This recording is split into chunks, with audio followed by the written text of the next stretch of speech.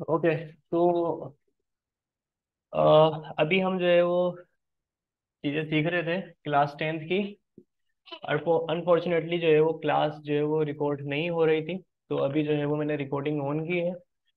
और उसके बाद ये डिसाइड किया है कि क्लास को जो है वो मैं उसी तरह से जो है वो आगे कंटिन्यू रखूँगा। जो चीज़ें मैं अब तक बता चुका उन्हें मैं जो है वो एंड में जो है वो रिपीट कर दूंगा। अभी जो है वो मैं उस क्लास के जो है फ्लो को जो है वो कंटिन्यू रखूँगा, ताकि जो है वो जो स्टूडेंट अभी प्रेजेंट है उन लोगों को इशू ना हो। लेकिन काइंडली आप लोग जो है वो भाई प्लीज सबसे पहले जब भी ज्वाइन करें आप लोग जो है वो सिंबल देख लिया करें, यहाँ पे रिकॉर्डिंग का सिंबल आ रहा होता है। ठीक है। तो क्या कॉन्सेप्ट बता रहा था मैं उसको दोबारा रिपीट करता हूँ, स्क्रीन शेयर करता हूँ अपनी।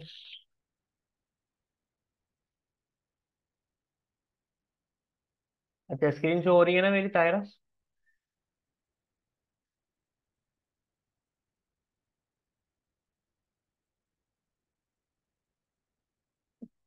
ठीक है।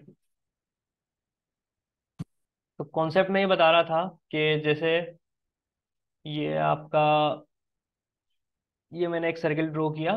तो और इस सर्किल को अगर मैं यहाँ से ब्रेक कर दूं तो ये एक तरह से इस तरह से खुल जाएगा। जैसे आप एक धागा लें, उसको आप गोल करें और फिर उसको आप सीधा कर दें। ठीक है। तो इसी तरह से यहाँ पे वर्किंग हो रही होती है। ये जो आपका HSL है इसमें, अच्छा ये रिमूव कर दो एनोटेशन में।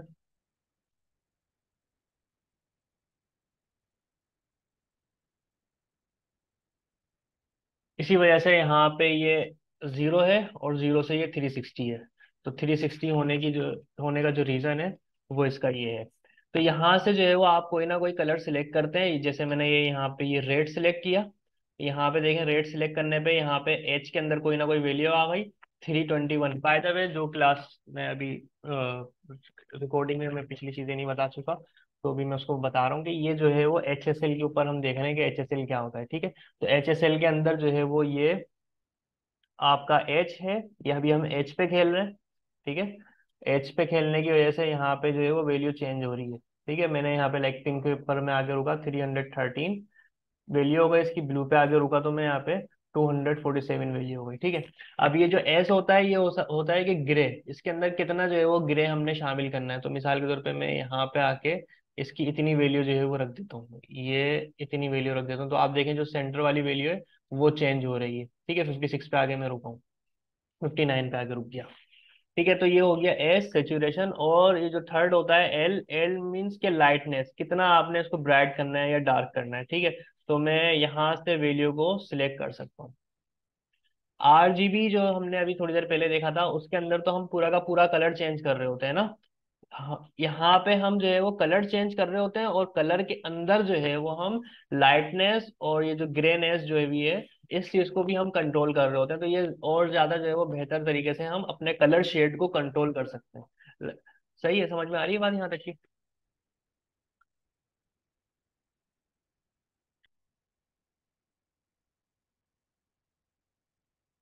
RGB में देखें, RGB एक दफा और बता देता हूँ मैं,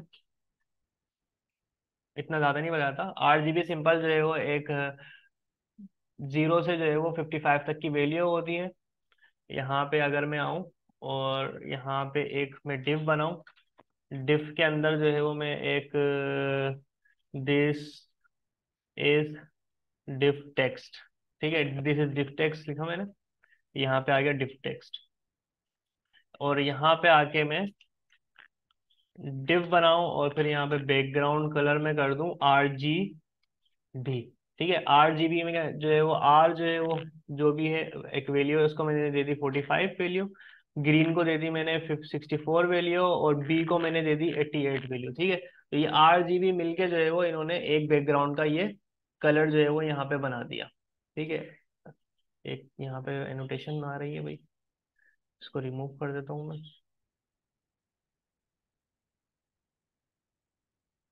ओके। ठीक है। तो देखें एक ये कलर जो है वो जनरेट हो गया। लेकिन अब जो है ना ये RGB का जो कलर यहाँ पे बना है ना इसके अंदर मैं इसकी लाइटनेस को कंट्रोल नहीं कर सकता। यानी कि कितना जो है ना ये लाइट होना चाहिए, कितना जो है वो ये डार्क होना चाहिए, वो इसके कलर की जो है ना मैं कंट्रोल नहीं कर सकता। तो उसके लिए जो है वो हम क्या यूज कर रहे होते हैं, उसके लिए हम HSL यूज कर रहे होते हैं। तो अगर मैं यहाँ पे स्पेन बनाऊं और फिर इसके अंदर मैं लिख दूं like this is span text, and then यहाँ पे आके मैं स्पेन बना दूं,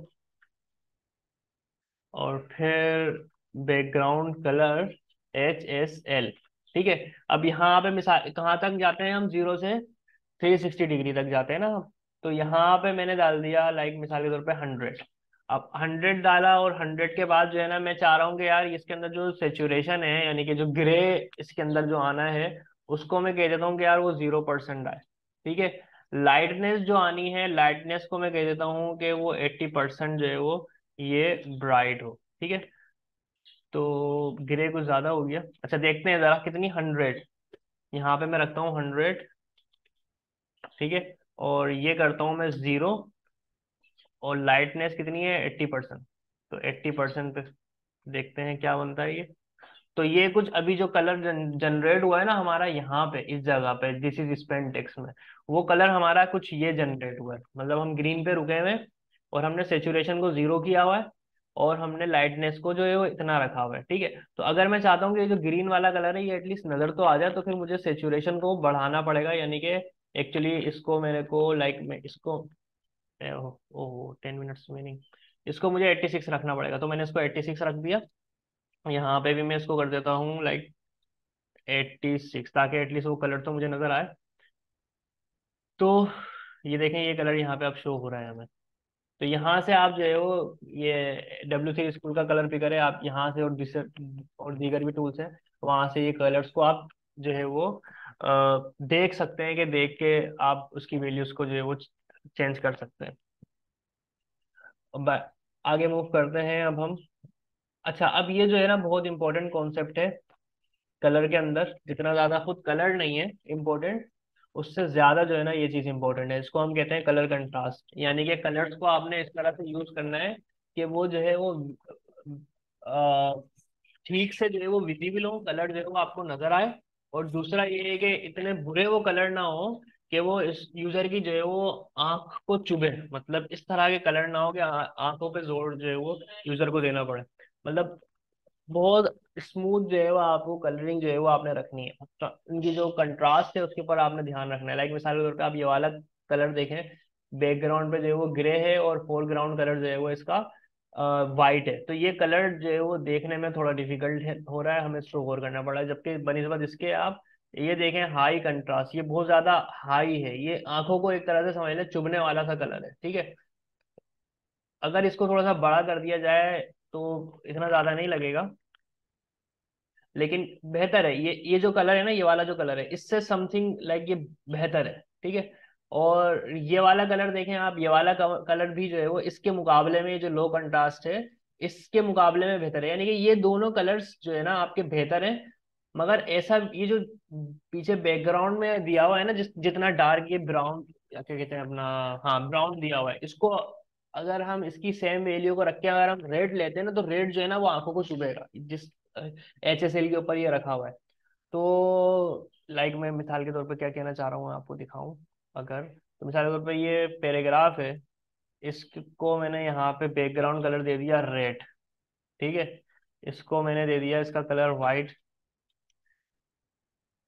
ठीक है। अब आप देखें मैं क्या कहना चाह रहा हूँ। तो ये देखें रेड, रेड जो है ना वो आंखों को चुभ रहा है, मतलब कि बहुत ज्यादा जो है ना ये अजीबो गरीब सा लग रहा है। रेड तो है लेकिन रेड बहुत ज्यादा अजीबो गरीब है।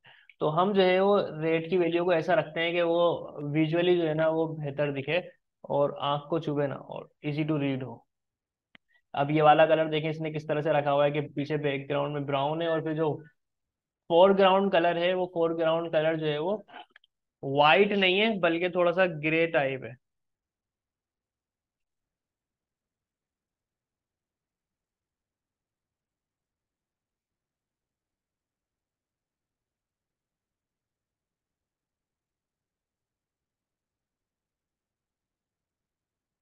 Please don't text during class. आप मैसेज कर सकते हैं मुझे चैट में privately. Okay. Now the next thing is opacity. इस ओपेसिटी को अभी हम जो है वो क्लास का ब्रेक लेते हैं, क्लास के ब्रेक के बाद देखेंगे कि ओपेसिटी जो है वो हम किसे कहते हैं, तो आप थोड़ी देर बाद ज्वाइन करें। अच्छा, ताहिरा ने कुछ लिखा हुआ है, 1 minute. Sir HSL liquid colour हैं इनका, रेशन मिक्स करना होगा अपना कलर बनाने के लिए। लिक्विड का मुझे नहीं मालूम क्या है, हो सकता है आपको पता हो इसका, मुझे नहीं पता इसका लिक्विड क्या कहते हैं इतना मुझे। और मिक्सिंग का जो आप कह रही हैं तो बिल्कुल ऐसा ही है, जैसे हम RGB के अंदर जो है वो रेड को, ग्रीन को और ब्लू को मिक्स कर रहे होते हैं और कलर बना रहे होते हैं। तो जो हमारा HSL है, तो HSL के अंदर जो जो शुरू की वैल्यू होती है उसके अंदर हम एक कलर को चूज करते हैं कि यार मुझे कलर कौन सा रखना है, इनमें से हम एक कलर को चूज कर लेते हैं। और फिर उसके अंदर हम मिक्सिंग जो कर रहे होते हैं वो दूसरे कलर की नहीं कर रहे होते, दूसरे शेड की नहीं कर रहे होते, बल्कि हम उसके अंदर उसकी ग्रे की शेड, ग्रे का एडिशन कर रहे होते हैं और उसकी ब्राइटनेस का हम जो है वो एडिशन कर रहे होते हैं। तो कलर में जो है ना, HSL यूज करके कलर पे हमारे पास ज्यादा कंट्रोल आ जाता है। ठीक है। तो इन चीजों को अगर आप देखेंगे ना तो फिर आपको ऐसा लगेगा यार RGB से बेहतर जो है ना ये है, क्योंकि इसके अंदर हम लाइटनेस डाल सकते हैं, यानी कि कलर कितना लाइट होना चाहिए। तो RGB समझ लें ये है, एक तरह से RGB सिर्फ ये चीज है, ये जो लेफ्ट वाली है ना, सिर्फ ये समझ लें पूरा RGB है। तो RGB को अगर मजीद एक्सटेंड किया जाए कि यार उसके अंदर मैं लाइटनेस बढ़ाना चाह रहा हूँ, तो आप ब्राइटनेस यहाँ से HSL के जरिए, जो लास्ट वाला पेरीमीटर है उसके जरिए आप ब्राइटनेस जो है वो बढ़ा सकते हैं। ठीक है। अच्छा, अब ओपेसिटी के बारे में जो है वो हम अभी इस क्लास को दोबारा ज्वाइन करके देखते हैं। तो अभी आप ब्रेक लें, थोड़ी देर बाद मिलते हैं। यार ये क्या सीन है, क्या हो रहा है आज, आवाज नहीं आ रही। अच्छा अभी बताएं, आवाज आ रही है? हेलो। ठीक है। ठीक है, तो मैं RGB A का बता रहा था कि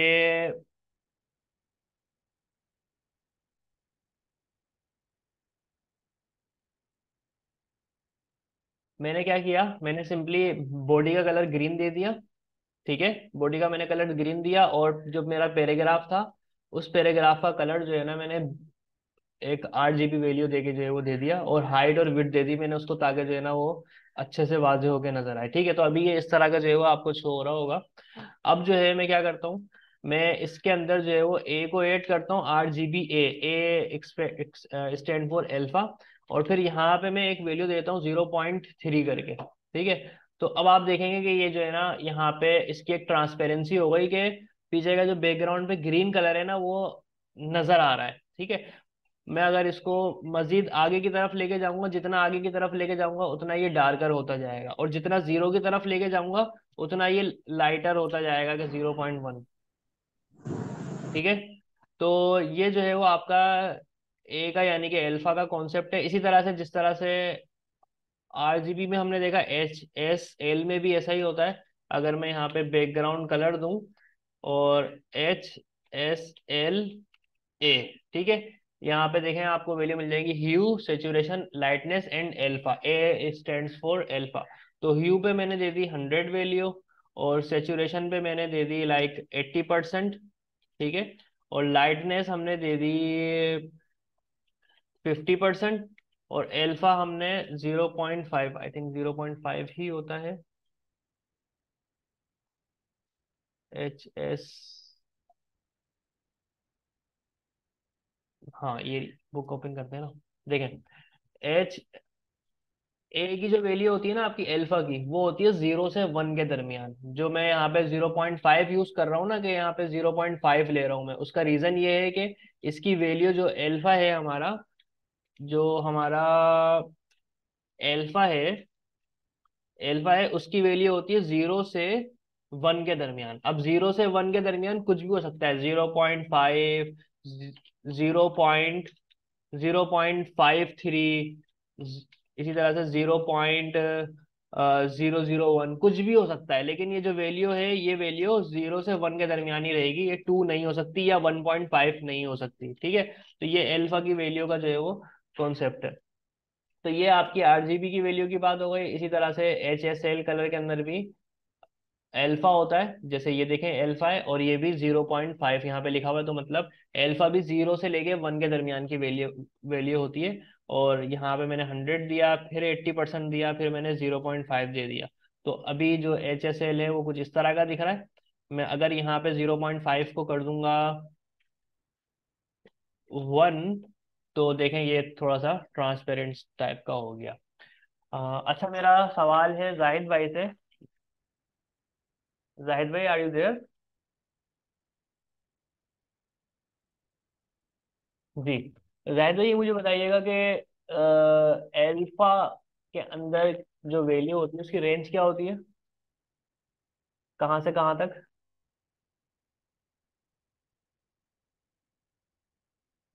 एल्फा की वैल्यू की रेंज क्या होती है?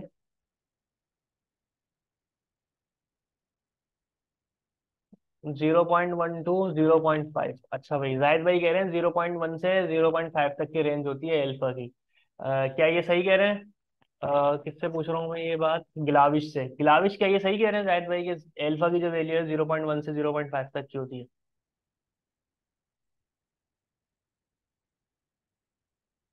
गिलाविश। ओके, गिलाविश नहीं है। तायरा। तायरा, क्या ये सही है कि एल्फा की वैल्यू 0.1 से 0.5 तक की होती है?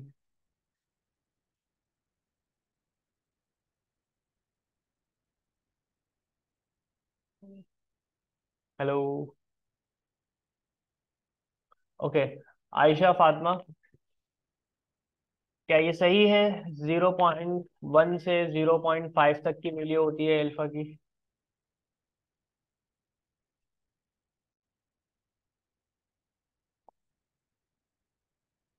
आयशा फातिमा।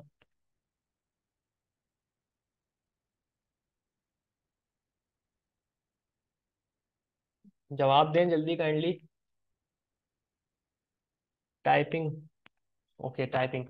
हाँ, ये कर दिया करें आप, बिल्कुल टाइप करते वक्त लिख दिया करें टाइपिंग, ताकि मैं अंडरस्टैंड कर लूँ। अच्छा ठीक है, तो तायरा ने जो है ना अभी ये जवाब दिया है कि 0.02, 0.1.0। ठीक है। आप इसको 0.0 लिखें या फिर 1.0, एक बात वही है कि 0 से 1 के दरमियान होती है। तायरा का कॉपी पेस्ट कर रही हैं आयशा आप? 0 से, सिंपल है, 0 से 1 के दरमियान होती है। ठीक है।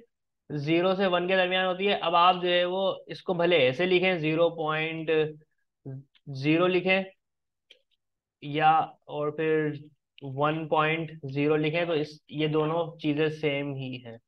ठीक है। ये दोनों चीजें सेम ही हैं। तो 0 से 1 के दरमियान की वैल्यू होती है शायद भाई एल्फा की, एल्फा चैनल की। अच्छा, अब जो है मजीद क्या टॉपिक रह गया है इसमें? हाँ, मजीद कुछ नहीं रह गया। ये चैप्टर जो है वो आपका कंप्लीट हो गया। इसने जो है वो यहाँ पे पीएच स्केल बना के दिखा दिया।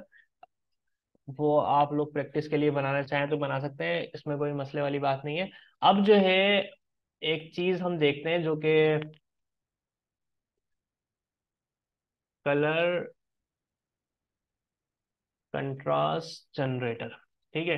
एक मैंने लिखा कलर कंट्रास्ट चेकर, ये क्या काम करेगा? Let's see.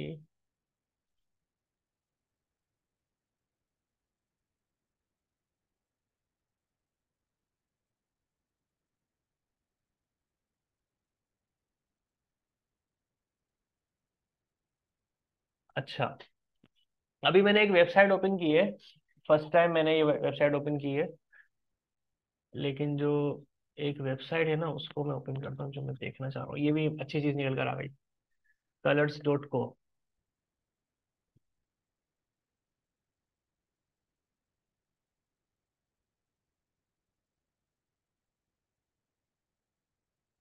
गुड। अच्छा, इस वेबसाइट को देखें जरा। यहाँ पे कुछ कलर्स आप लोगों को शो हो रहे होंगे। 1 2 3 4 5, 5 कलर्स आपको शो हो रहे होंगे। मैं अगर स्पेस प्रेस करता हूँ तो ये देखें कलर्स जो है ना वो चेंज हो रहे हैं। स्पेस प्रेस करने पे ये कलर्स चेंज हो रहे हैं।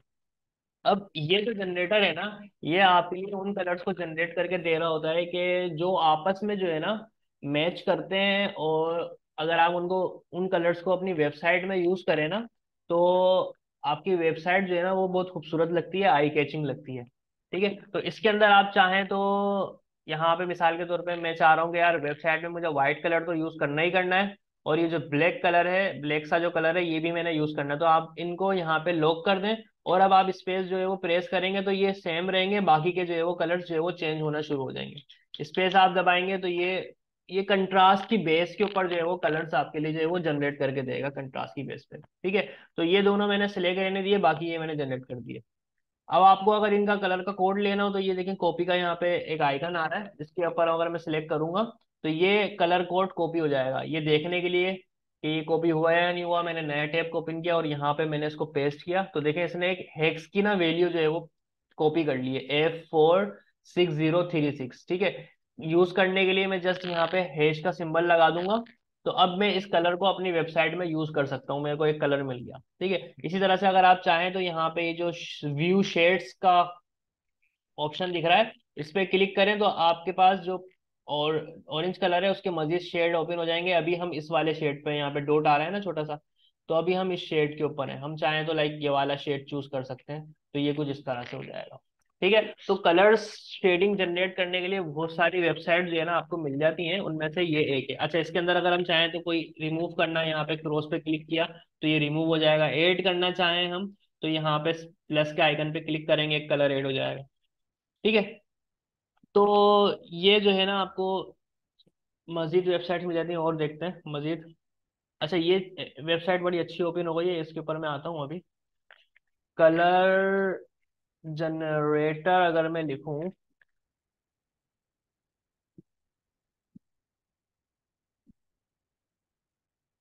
हाँ ये भी एक अच्छा था कैनवा का। ये देखें, यहाँ पे इन्होंने कुछ कलर प्लेट दिए हुए हैं, इनको कलर पैलेट कहते हैं। ठीक है, तो इन कलर्स को आप अपनी वेबसाइट के अंदर इसी तरह से यूज कर सकते हैं। मिसाल के तौर पे मैंने ये इस पहले वाले पे क्लिक किया, why taking too long, explore colour combination, चले मैं इस पे क्लिक करता हूँ, एक्सप्लोर कलर कॉम्बिनेशन पे। ठीक है, तो अब ये कैनवा का एक टूल है। अच्छा, अब देखें यहाँ पे आपको कलर की वैल्यूज मिल गई हैं, मतलब ये वाइट सा है कुछ, फिर ये यहाँ पे ये जिस तरह के कलर यूज हुए हैं, आप अगर इस पे किसी पे भी क्लिक करेंगे तो उसका जो हेक्साडेसिमल कोड है वो कॉपी हो जाएगा। ठीक है, यहाँ पे देखें, और अगर मैं कलर प्लेट्स पे आऊँ, देखें आगे आगे मैं करता जाऊंगा तो ये मजीद कलर्स शो होते जाएंगे। मिसाल के तौर पे मैं एक कॉम्बिनेशन देखना चाह रहा हूँ, रेड का मैं देखना चाह रहा हूँ अगर मैं, तो मैं मिसाल के तौर पे यहाँ पे रेड लिखा और फिर मैं ये स्ट्रॉबेरी फ्रूट करके जो है ये कॉम्बिनेशन देखता हूँ। ठीक है, तो यहाँ से हम कलर्स को जो है वो कॉपी कर लेंगे। नेक्स्ट और देखते हैं कुछ कलर कॉम्बिनेशन फॉर वेबसाइट लिखते हैं। अच्छा, इसके अंदर आप ये इमेज देखें जरा, ये जो एक वेबसाइट की यहाँ पे इमेज आपको शो हो रही है, इसके अंदर इसने डिफरेंट कलर्स यूज किए हुए हैं, लेकिन एक तरह से देखें गोला गंडा नहीं बना हुआ। गोला गंडा मतलब ये होता है कि आपने कलर्स को बहुत ही बेतुके तरीके से यूज किया, आपने जो है वो सारे ही कलर्स जो है वो वेबसाइट में भर दिए। लाइक 3 से 4 कलर्स जो है ना आप मेनली अपनी वेबसाइट में यूज कर रहे होते हैं, आप बहुत ज्यादा कलर्स जो है वो यूज नहीं करते, वरना जो है वो, और अगर आप बहुत ज्यादा कलर्स यूज भी करते हैं, एक्चुअली मिसाल के तौर पे आपकी वेबसाइट जो है वो है ही फोटोग्राफी की, तो उसके अंदर जो है वो आप कलर्स को इस तरह से चूज करते हैं कि वो एकदम इस तरह का फील ना आए कि वेबसाइट की थीम ही चेंज हो गई। थीम चेंज होने से मुराद ये है कि आपकी जो वेबसाइट की थीम है वो रेड टाइप की है या ब्लू टाइप की है, तो वो उसी में कंसिस्टेंट रहनी चाहिए। अभी देखें यहाँ पे ये कलर पिकर वगैरह चूज करके ये वेबसाइट का कलर जो है वो चेंज कर रहा है। मजीद कलर कॉम्बिनेशन जनरेटर लिखता हूँ मैं।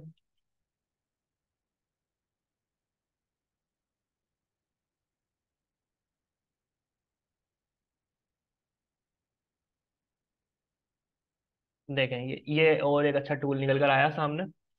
अब देखें ये क्या कर रहा है, मैं यहाँ पे जनरेट पे क्लिक कर रहा हूँ, ये यहाँ पे जो हमारे पास बैकग्राउंड है उसको चेंज कर रहा है, ऐसा ही है या नहीं, क्या कर रहा है ये?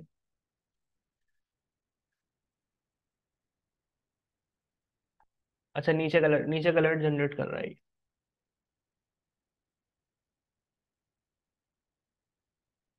कोई बताएगा यार ये क्या कर रहा है? मेरे को विजुअली कुछ अंडरस्टैंड नहीं हो रहा है इसका। अच्छा, ये 845 है। मैं अगर चेंज करता हूँ अगेन, अभी भी 845 है। क्या जनरेट कर रहा है? या सिर्फ ये डमी के तौर पे दिया हुआ होगा? ओके, नीचे मूव करके देखते हैं। अच्छा, मैचिंग ग्रेडियंट।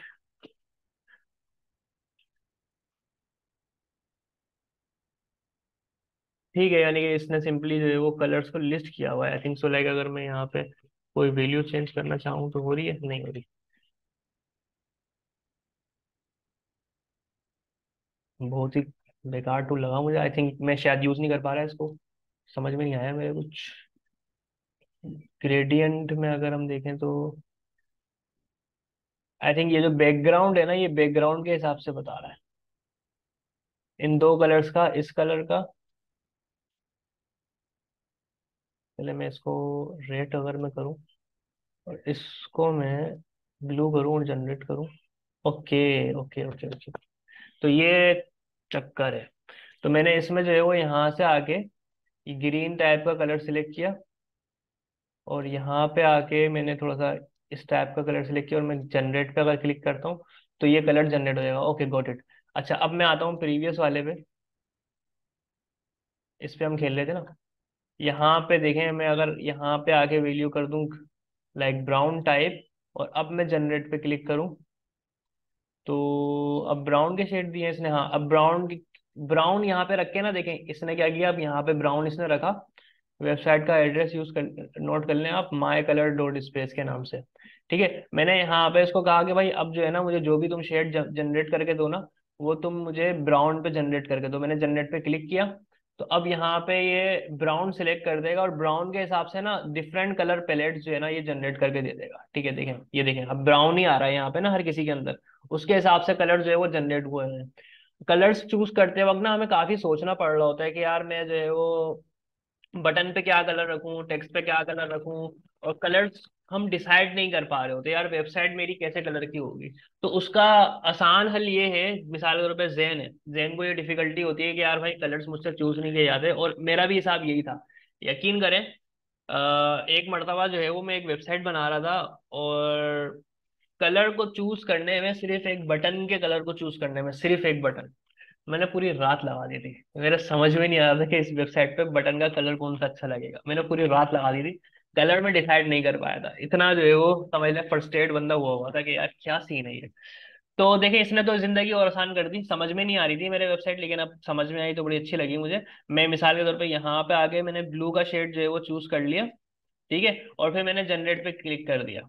अब ये क्या करेगा, ये ब्लू के हिसाब से मजीद कलर्स आपको जनरेट करके दे देगा। आपने क्या करना है, आपने इनमें से कोई एक जो है ना प्लेट जो है ना वो चूज कर लेनी है। मिसाल के तौर पे आप ये कलर प्लेट चूज कर लेंगे, तो आप जो है वो अपनी वेबसाइट का फिर कलर जो है वो इसके हिसाब से रखेंगे। आप इन कलर के अलावा डिफरेंट कलर यूज नहीं करेंगे। लाइक अगर आपने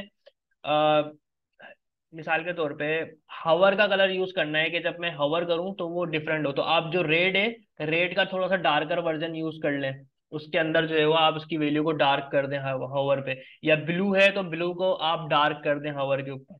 लाइक इनके अंदर से आप यूज कर रहे होंगे, व्हाइट तो आप ऑब्वियसली यूज कर रहे होंगे, ब्लैक तो आप ऑब्वियसली यूज कर रहे होंगे, यानी कि एक दो तीन चार पाँच, सात कलर टोटल आप फिर यूज कर रहे होंगे। और इन सातों का कोई ना कोई आप शेड यूज कर रहे होंगे होवर के ऊपर, लाइक इस तरह से। ठीक है, तो आई थिंक ये जो है वो एक बेहतरीन टूल है। तो अब आते हैं इस वाले टूल पे। ये क्या बता रहा है भाई, कुछ स्कोर दे रही है ये वेबसाइट। मैंने यहां से चूज किया ब्लू, मैं चूज करता हूँ रेड, तो इसका ना ये एक स्कोर बता रहा है, स्कोर वेरी पुअर। और यहां से मैं चूज करता हूँ ब्लैक, तो देखें ये कह रहा है स्कोर इज गुड। ये बेस्ट प्रैक्टिस को फॉलो करते हुए देख रहा है। मैं कोई ऐसा कलर देखता हूँ जो,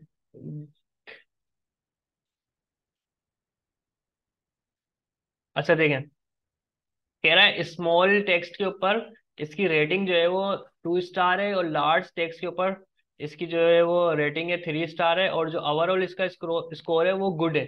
तो मतलब ये कलर आप वेबसाइट में अगर यूज करेंगे ना तो विजुअली अच्छा लगेगा। तो ये बहुत अच्छा टूल है यार। ये देखें, ये अगर मैं कलर चूज करूँ ना, औसम सब कुछ जो है वो इसने ग्रीन कर दिया। मीन्स के आप जो है वो स्मॉल टेक्स्ट और लार्ज टेक्स्ट वगैरह के अंदर भी यूज करेंगे तो ये अच्छा कलर लगेगा। तो बहुत ही बढ़िया जो है वो मुझे ये चीज लगी। इसमें और कुछ है भाई? नहीं। अमेजिंग यार। अगर मैं रेड करूँ, ये जो है मैं ब्लू का शेड अगर मैं रखना चाहूँ, इट अलाउ मी ग्रीन।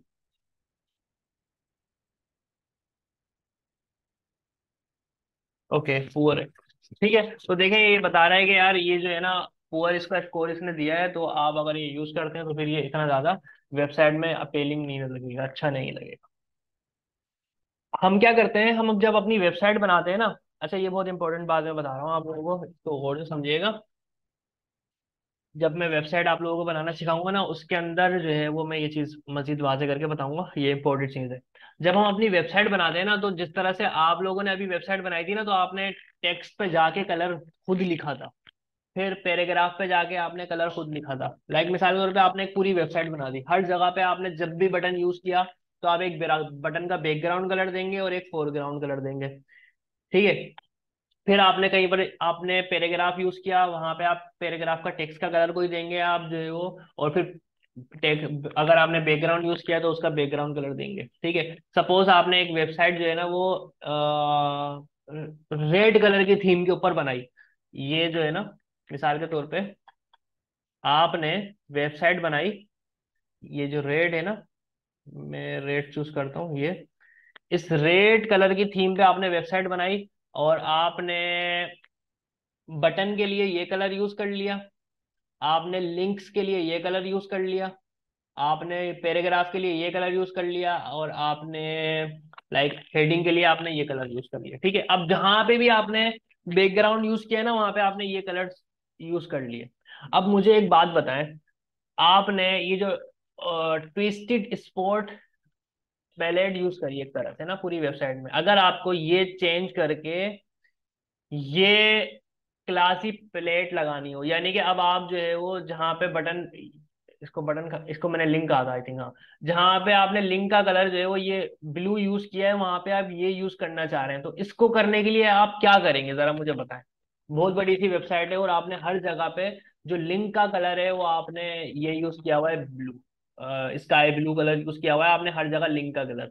अब आप चाह रहे हैं कि आपकी रिक्वायरमेंट चेंज हो गई कि अब मुझे जो है वो ये स्काई ब्लू कलर यूज नहीं करना, अब मुझे ये ब्राउन कलर यूज करना है अपनी पूरी वेबसाइट के अंदर, या यूं कह लें, अगर आपको लिंक का समझ में नहीं आ रहा हो तो यूं कह लें बटन का कलर अभी स्काई ब्लू है, पूरी वेबसाइट के अंदर जहां भी बटन यूज हुआ है आपने background colour blue, background colour blue like, या background colour this hash code, background colour this hash code use किया है। लेकिन अब रिक्वायरमेंट चेंज हो गई, आप बैकग्राउंड ब्लू जो कलर है वो आप ब्राउन यूज करना चाह रहे हैं, तो आप क्या करेंगे चेंज करने के लिए कलर?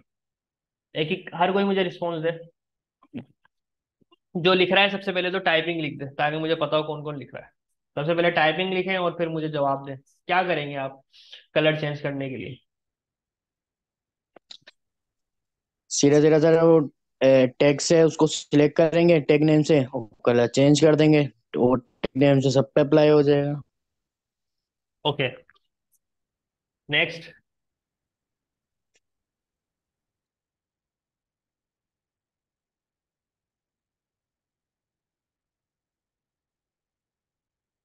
अच्छा, सिर्फ एक स्टूडेंट ने लिखा हुआ है टाइपिंग, बाकी आयशा फातिमा टाइप नहीं कर रही, आरिफ नहीं कर रहे, ग्लाविश नहीं कर रही, तायरा नहीं कर रही, जैन ने तो जवाब दे दिया है। तायरा ने लिखा है पहले से कलर डिफाइन करेंगे ए टैग को, पहले से।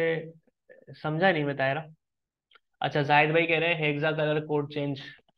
अच्छा, ग्लाविश वेयर आर यू? आपका जवाब, आपके जवाब नहीं आ रहे आज मुझे।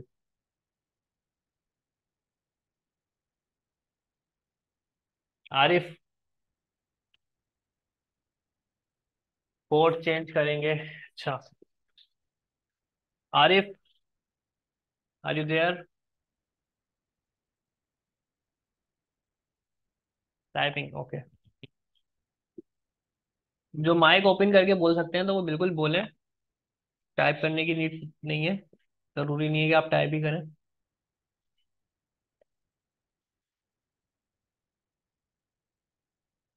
वेटिंग।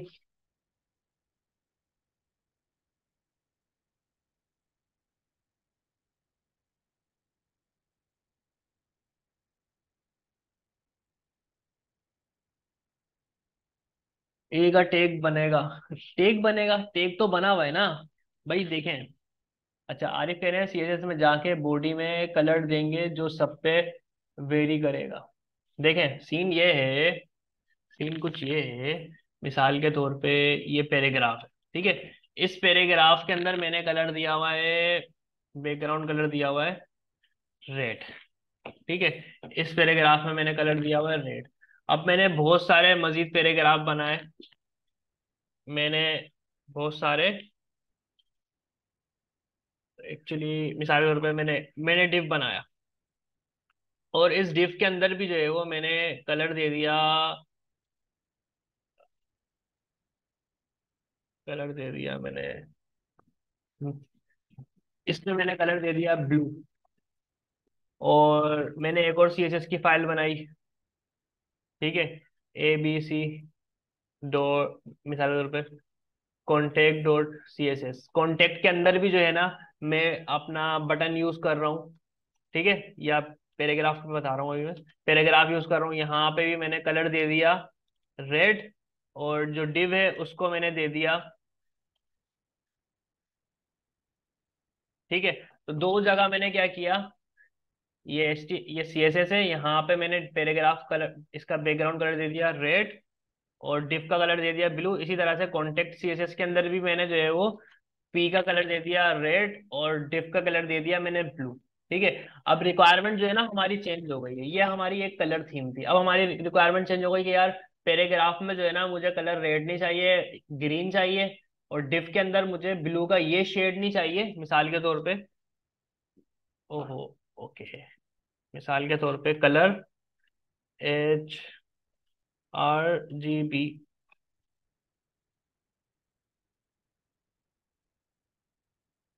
ठीक है। ये अभी हमने डिफ के अंदर जो है ना ये कलर शेड जो है वो यूज किया हुआ था, दोनों जगह पे,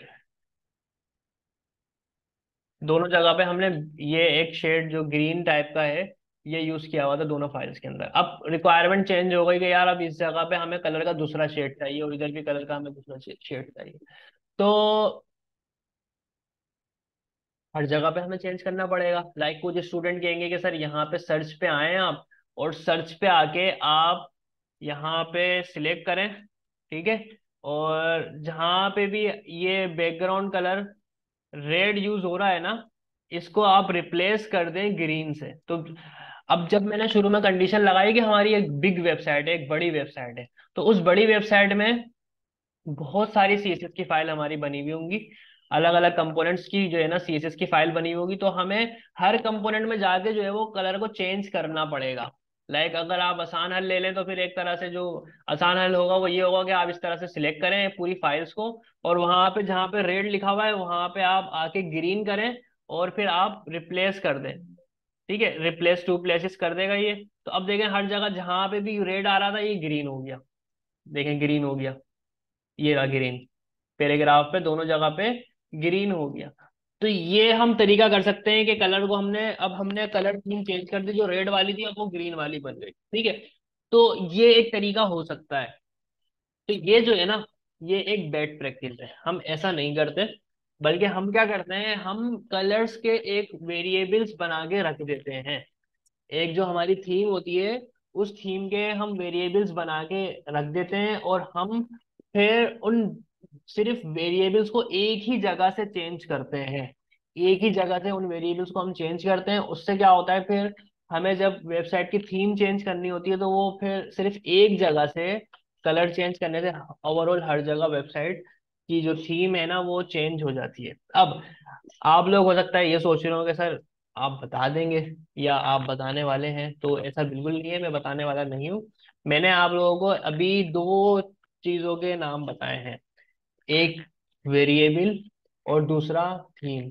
अब ये जो है ना आप लोगों का सर्चिंग का मैं टॉपिक दे रहा हूँ कि किस तरह से आप HTML के अंदर जो है वो वेरिएबल को डिफाइन करते हैं और उन वेरिएबल्स को आप रीयूज करते हैं, बार बार उन वेरिएबल्स को यूज करते हैं आप। आपको हर दफा यहाँ पे कलर देने की जरूरत नहीं होती, आप इस जगह पे आप वेरिएबल का नाम दे रहे होते हैं। जावास्क्रिप्ट में आप लोगों को सिखाया था वेरिएबल क्या होते हैं, तो वही कॉन्सेप्ट CSS के अंदर भी वेरिएबल का होता है, लेकिन यहाँ पे वेरिएबल अलग तरह से बनते हैं। तो इसको मजीद जो है वो मैं रिफाइन करके आपको ग्रुप में मैं डाल दूंगा। ये आपका लर्निंग है जो कि आपको रिसर्च करके जो है वो आपने इसको परफॉर्म करना है कि कल CSS में हम वेरिएबल किस तरह से बनाते हैं और उन वेरिएबल्स को हम रीयूज किस तरह से करते हैं। तो जब आप ये काम करेंगे ना आपको खुद ही समझ में आ जाएगा कि मैं क्या कह रहा था, कि दो फाइल्स हैं और दो फाइल्स में अलग अलग कलर लिखे हुए हैं और मैं एक जगह पे कलर लिखना चाह रहा हूँ, उसको रीयूज करना चाह रहा हूँ। तो ये सीन है। तो ये एक बेस्ट प्रैक्टिस होती है अपनी वेबसाइट को बनाने की, ताकि जब कभी क्लाइंट का माइंड चेंज हो कि यार मुझे कलर फला नहीं फला रखना है, तो आपको हर हर जगह पे कलर चेंज ना करना पड़े, हर एक कलर चेंज ना करना पड़े। आप बस सिर्फ एक जगह पे कलर चेंज करें और पूरी की पूरी वेबसाइट, भले पूरे एंटरप्राइज लेवल की वेबसाइट हो, वो सब जगह पे वो कलर चेंज हो जाएगा। तो ये कलर का कॉन्सेप्ट था। अच्छा, अब यहाँ पे अगर किसी का सवाल हो, कोई चीज समझ में ना आई हो, आप मुझसे करें। उसके बाद जो है वो हम ब्रेक लेते हैं और फिर हमारा जो इम्पोर्टेंट टॉपिक है जावास्क्रिप्ट का इफ एल्स, उसको आज हम इंशाल्लाह कंप्लीट करेंगे और हमने जो असाइनमेंट दिया था उसको भी थोड़ा सा रिव्यू करेंगे कि किस तरह से वो असाइनमेंट जो है वो सोल्व हुआ, किया, आप लोगों के लिए बनाया गया। अच्छा, एक मैसेज आया है। ग्लाविश कह रही है सर आपको कितना टाइम लगता है वेबसाइट बनाने में? ओह ग्लाविश, क्या सवाल कर दिया आपने। देखिए, सीन कुछ ये है कि वेबसाइट अगर मेरी हो, मेरी अपनी हो, मैं अपनी बना रहा हूँ अपने लिए, या क्लाइंट मुझे कह दे कि यार ये पकड़ो यार, वेबसाइट बना के दे दो मेरी, मेरे बिजनेस के लिए ना कोई अच्छी सी वेबसाइट बना के दे दो, तो यकीन करें मुझे वेबसाइट को बनाने में ज्यादा से कम 5 साल कहीं नहीं गए। 5 साल कहीं नहीं गए, कहीं नहीं गए, नथिंग, कहीं पे भी नहीं गए। ठीक है। उसका रीजन ये है कि मुझे एक तरह से कलर सोचना, दूसरा उसका डिजाइन सोचना, उसके अंदर जो है वो मुझे इतना टाइम लगता है उस परफेक्शन के अंदर कि मैं इसको और बेहतर से बेहतर करूं, तो वो मैं कभी भी नहीं रुक पाता। ठीक है। हाँ, लेकिन अगर कोई क्लाइंट जो है वो मुझे कह दे कि सर भाई ये वेबसाइट है, इसको आपने बनानी है, छाप दो इसको, मतलब कलर आपने ये यूज करने हैं, लेआउट इसको आपने, लेआउट आपने ये यूज करना है, तो इनशाला वो website with in few hours जो है ना वो कंप्लीट हो जाएगी, विद इन फ्यू आवर्स। ठीक है। वेबसाइट बनाना इतना कोई रॉकेट साइंस वाला अमल नहीं है, जब आपको आ जाती है वक्त नहीं लगता। लेकिन जो मेरी नेचर का बंदा है जिसको कलर समझ में नहीं आते, लाइक मिसाल के तौर पे जैन है, जैन का इंट्रोडक्शन करवाएंगे किसी दिन।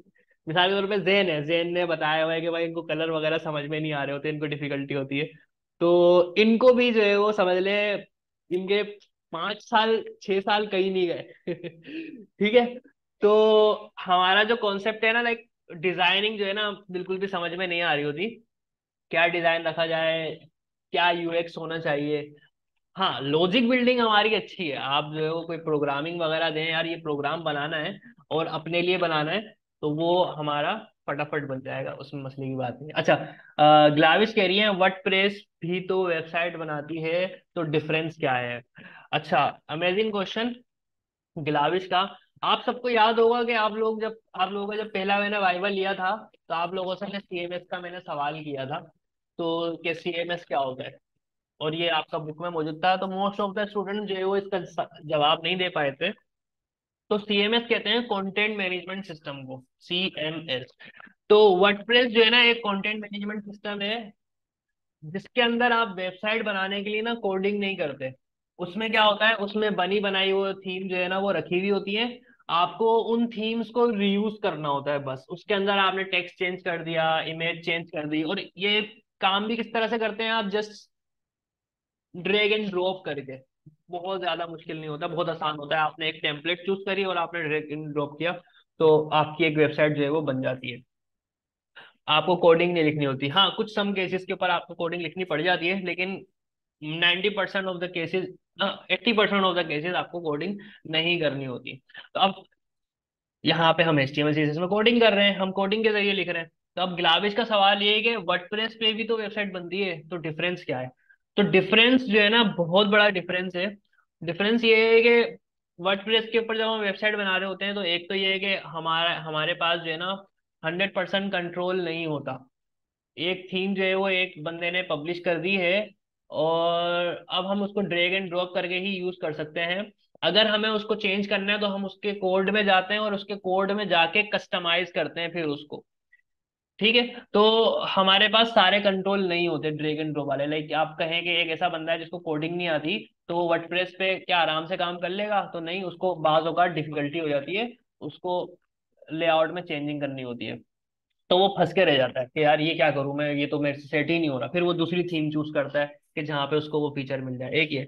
दूसरा मसला ये होता है कि उसके अंदर जो है वो कोड बहुत ज्यादा जो है ना इस तरह का होता है, लाइक जो यूज नहीं हो रहा, फालतू की चीजें जो है वो उसमें रखी हुई होती हैं। वो कोड यूज नहीं हो रहा। आपकी वर्डप्रेस की वेबसाइट हैवी होती है, ठीक है, वो लोड होने में जो है वो टाइम लेती है।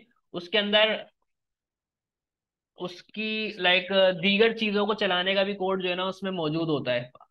जबकि हमारी जो HTML की फाइल है, उसका साइज जो है ना, जो हम HTML की वेबसाइट बनाएंगे, उसको हम डिप्लॉय करेंगे, तो उसका साइज जो है ना वो बहुत कम होगा बनिस्बत वर्डप्रेस की साइट का साइज बड़ा होता है। और फिर security issues, most of the website जो है वो वर्डप्रेस पे बनी हुई होती है, और उनका जो हैक वगैरह करना होता है तो ये बहुत ज्यादा इजी होता है। अच्छा, तो ये कुछ डिफरेंस है, बहुत सारे डिफरेंस में से मैंने कुछ बताए हैं। अच्छा, ताहिरा कह रही है सर मैं तो दिया था मजबूर, मुझे वर्डप्रेस आता है जी, वेरी नाइस, वर्डप्रेस आता है तो इससे बेस्ट कैनवा है। ओ भाई, कैनवा पे वेबसाइट नहीं बनती। अच्छा चलो, मैं कंटिन्यू रखता हूँ इस डिस्कशन को अभी ब्रेक के बाद।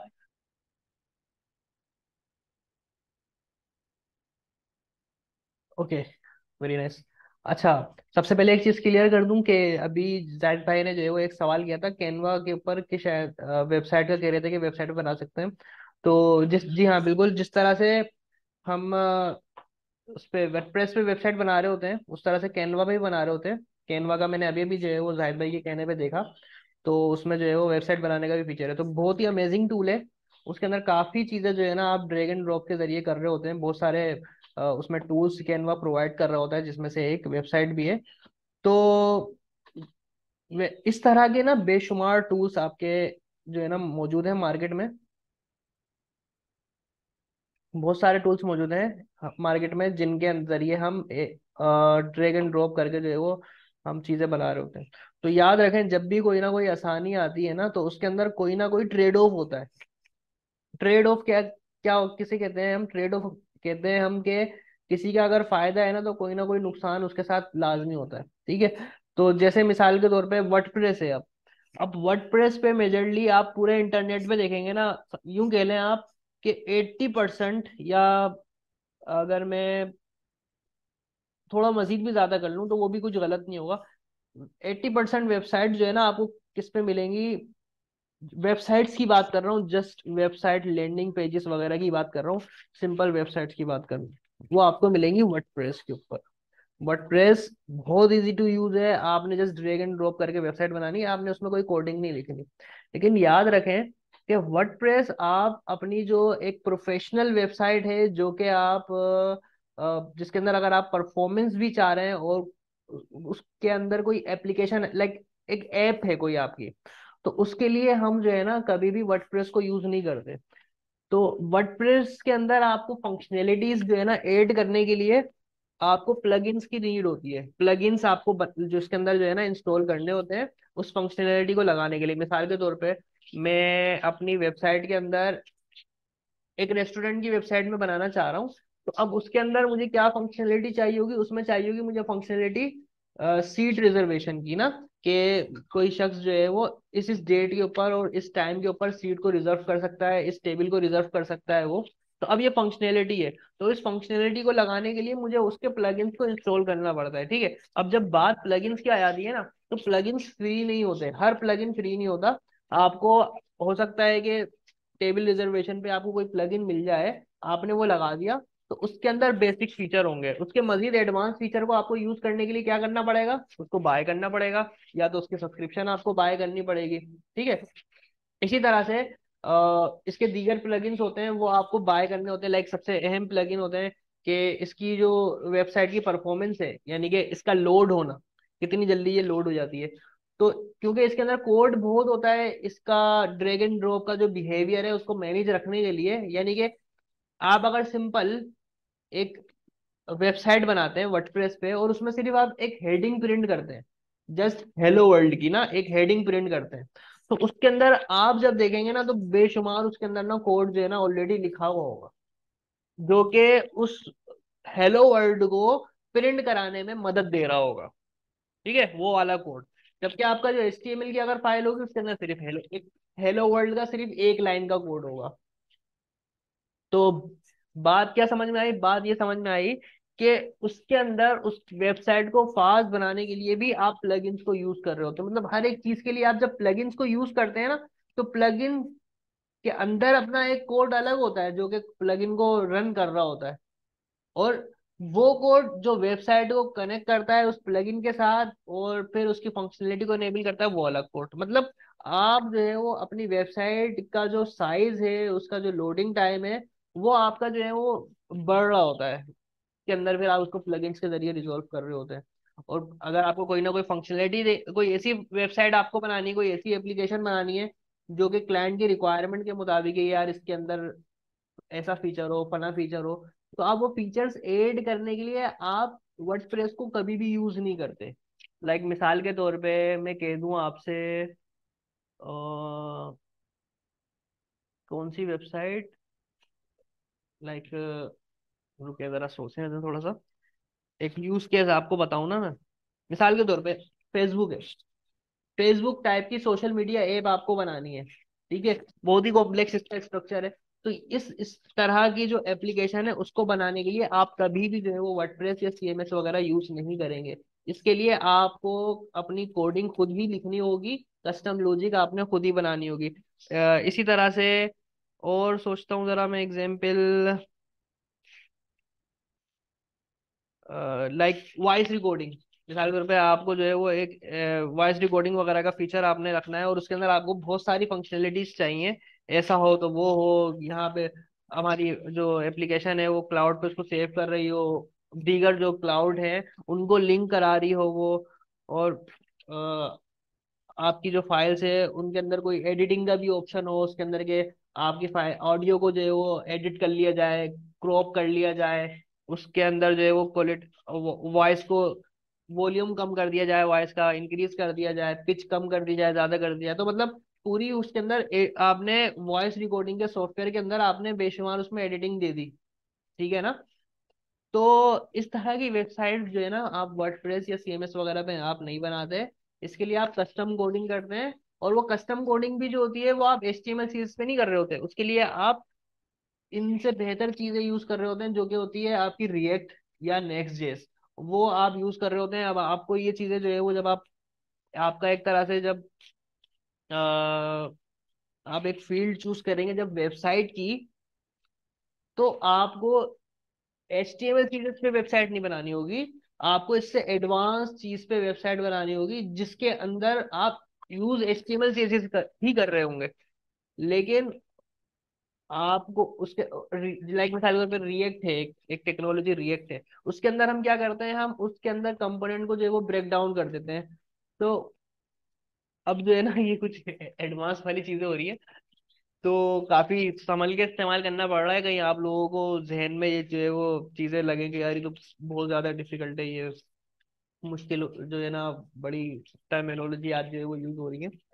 तो रिएक्ट आप यूज कर रहे होते हैं या आप एंगुलर यूज कर रहे होते हैं, लाइक, या आप Vue.js यूज कर रहे होते हैं, तो वो चीजें आपको एप्लीकेशन को और भी ज्यादा बेहतर परफॉर्मेंट बनाने के लिए जो है वो टूल्स प्रोवाइड करती हैं कि उसके अंदर डिफरेंट कॉन्सेप्ट होते हैं। तो जब आप डेडिकेटेड वेब डेवलपमेंट की फील्ड में जाएंगे ना आप, तो आप उसके अंदर सिर्फ HTML CSS नहीं यूज कर रहे होंगे, बल्कि इससे और एडवांस चीज यूज कर रहे होंगे जिसके अंदर आपने HTML ही यूज करना है, CSS ही यूज करना है, जावास्क्रिप्ट की लॉजिक बिल्डिंग यही के कॉन्सेप्ट यूज करना है।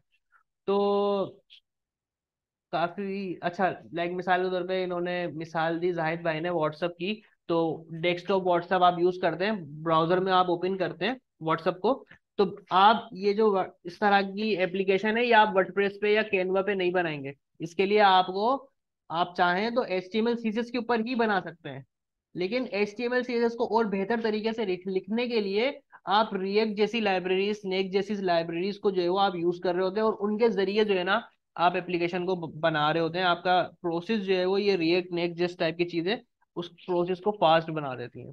तो आई होप समझ में आ गई होंगी गिलाविश ये बातें। अभी भी कोई सवाल है तो आप पूछें, फिर इसको ऐड करके मैं आगे मूव कर दूँ।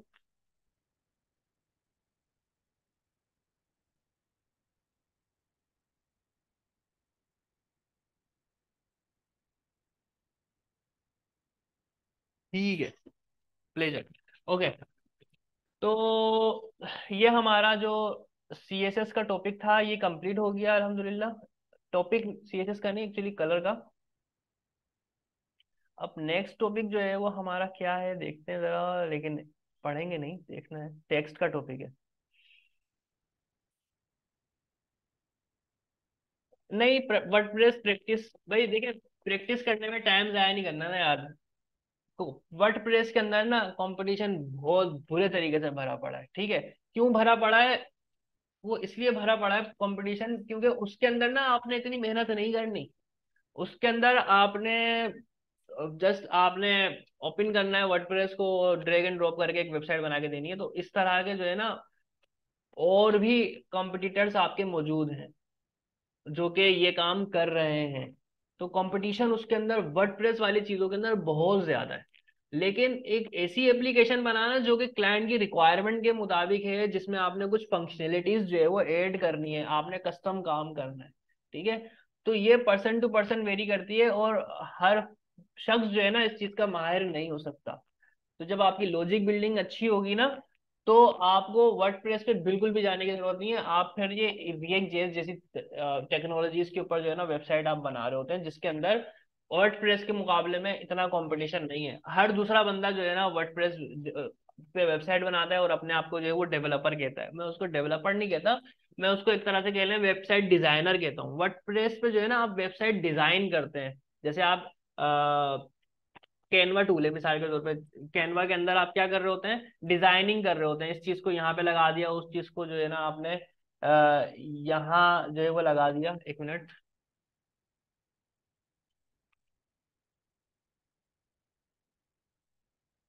ओके, तो वर्डप्रेस का मैं बता रहा था कि इसमें जो है वो कंपटीशन जो है वो बहुत ज्यादा है। तो फंक्शनैलिटी आप लोगों ने जो है वो देखनी होती है। हाँ, एक्चुअली मैं कहाँ पे था, डिजाइनिंग पे। तो वर्डप्रेस पे ना एक्चुअली जो मेन पर्पस है वो आप वेबसाइट को डिजाइन कर रहे होते हैं, एक लैंडिंग पेज बना रहे होते हैं। वो एक लैंडिंग पेज डिजाइनिंग के हवाले से वो एक बेहतरीन प्लेटफॉर्म है, ठीक है। लेकिन अगर आपने उसके अंदर कोई कॉम्प्लेक्स लॉजिक लिखनी है, तो आपको यकीनन उसके लिए प्लगइन जो है वो चाहिए होगा, और हर प्लगइन आपको नहीं मिलेगा। उसके लिए आपको फिर क्या करना पड़ेगा, फिर आपने उसकी PHP जो लैंग्वेज है उसको लर्न करना पड़ेगा, और उसके मुताबिक आपको चीजें बनानी होंगी। कुछ चीजें ऐसी होती हैं जिसके अंदर हम जो चाह रहे होते हैं कि यार मुझे PHP पे कोड नहीं लिखना, मुझे Node.js पे लिखना है। तो वर्डप्रेस जो है वो PHP पे नहीं बनी, PHP पे बनी हुई है, Node.js पे नहीं बनी। तो फिर जो है वो आप लोग वहां पे आगे स्टक हो जाते हैं कि यार ये तो वर्ड PHP को सपोर्ट करती है, Node.js को नहीं करती। तो आपका कंट्रोल जो है वो उस पर नहीं रहता। तो बहुत ज्यादा डिस्कशन होती हो गई है इसके ऊपर। तो अभी तो समझ लें आप, मेनली हमारा जो गोल है, सारी जो 100 बातें मैंने की, उन 100 बातों से एक बात, हमारा अभी मेन गोल जो है वो वेबसाइट बनाना नहीं है। कैसे वेबसाइट बनती है, मेन ऑब्जेक्टिव हमारा ये नहीं है। ऑल्दो हम सीख रहे हैं वेबसाइट बनाना भी, लेकिन मेन ऑब्जेक्टिव हमारा ये नहीं है। जब आप लोगों में से कुछ लोग, कुछ स्टूडेंट्स जो है वो वेबसाइट के ऊपर, वेबसाइट किस तरह से बनाई जाती है उस निश को जो है वो सिलेक्ट कर लेंगे, वेबसाइट बनाने की निश को, तो फिर उन्हें जो है वो मजीद अच्छे तरीके से बताया जाएगा कि यार अब आपने वेबसाइट बनाने के लिए मार्केट में जो जिन चीज़ों की डिमांड है, तो आपने ये टेक्नोलॉजीज को यूज करना है, ठीक है। और फिर इसी तरह से कुछ आप में से स्टूडेंट्स मोबाइल डेवलपमेंट की तरफ हो सकता है जाना चाहें, कुछ क्लाउड कंप्यूटिंग की तरफ, कोई एआई की तरफ जाना चाहें। तो वो फिर वो आगे की बात है। अभी आपका जो मेन फोकस है वो होना चाहिए आपकी लॉजिक बिल्डिंग के ऊपर, क्योंकि लॉजिक बिल्डिंग हर जगह पे कॉमन है, कोई भी फील्ड आप चूज करें उसमें जावास्क्रिप्ट के जो कॉन्सेप्ट आपको सिखाए जा रहे हैं वो हर फील्ड में जो है वो सेम है, सिमिलर है, सॉरी सेम तो नहीं कहेंगे। ओके, तो अगला टॉपिक हमारा टेक्स्ट का है। सही है। अच्छा, ये कुछ प्रोग्राम्स जो है ना आपको दिए गए थे, थैंक्स टू शुएब, शुएब ने इसमें जो है वो हेल्प की है मेरी। तो बकायदा इन प्रोग्राम्स को एग्जीक्यूट करके जो है वो मैंने अच्छे से देखा है, और आप लोगों के लिए प्रोग्राम्स मैंने बनवाए थे कि आप लोग जस्ट कॉपी पेस्ट भी कर दें तो ये प्रोग्राम आपके पास रन हो जाए, आपको कोई लॉजिक खुद से ना बनानी पड़े। आप लोगों के लिए यहाँ पे क्वेश्चन भी लिखवाया है मैंने, और उसके साथ साथ यहाँ पे आप लोगों के लिए कोड भी जो है वो मैंने लिख के दिया। ठीक है। इसका रीजन ये था कि कम से कम आप लोग जो है वो फेमिलियर हो जाएं कि यार ये इफ एल्स किस तरह से जो है वो वर्क कर रहे होते हैं।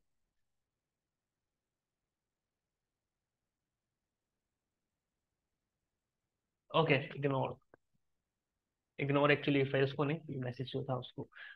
तो आप लोगों ने यकीनन यूज किया होगा। अब आप लोग पिछली क्लास की बनिस्बत ज्यादा जो है वो फेमिलियर हो गए होंगे इसके जो कॉन्सेप्ट हैं उससे। तो मैं एक दफा और गो थ्रू जो है वो कर देता हूँ। देखिए, ये जल्दी से करूंगा मैं, ज्यादा वक्त नहीं लगेगा इसमें। सब हर जगह पे मैंने प्रॉम्प्ट लिया हुआ है यूजर से ना, प्रॉम्प्ट प्रॉम्प्ट प्रॉम्प्ट। तो प्रॉम्प्ट इसलिए मैंने हर जगह पे लिया हुआ है ताकि मैं यूजर से कोई ना कोई वैल्यू ले सकूं। ठीक है।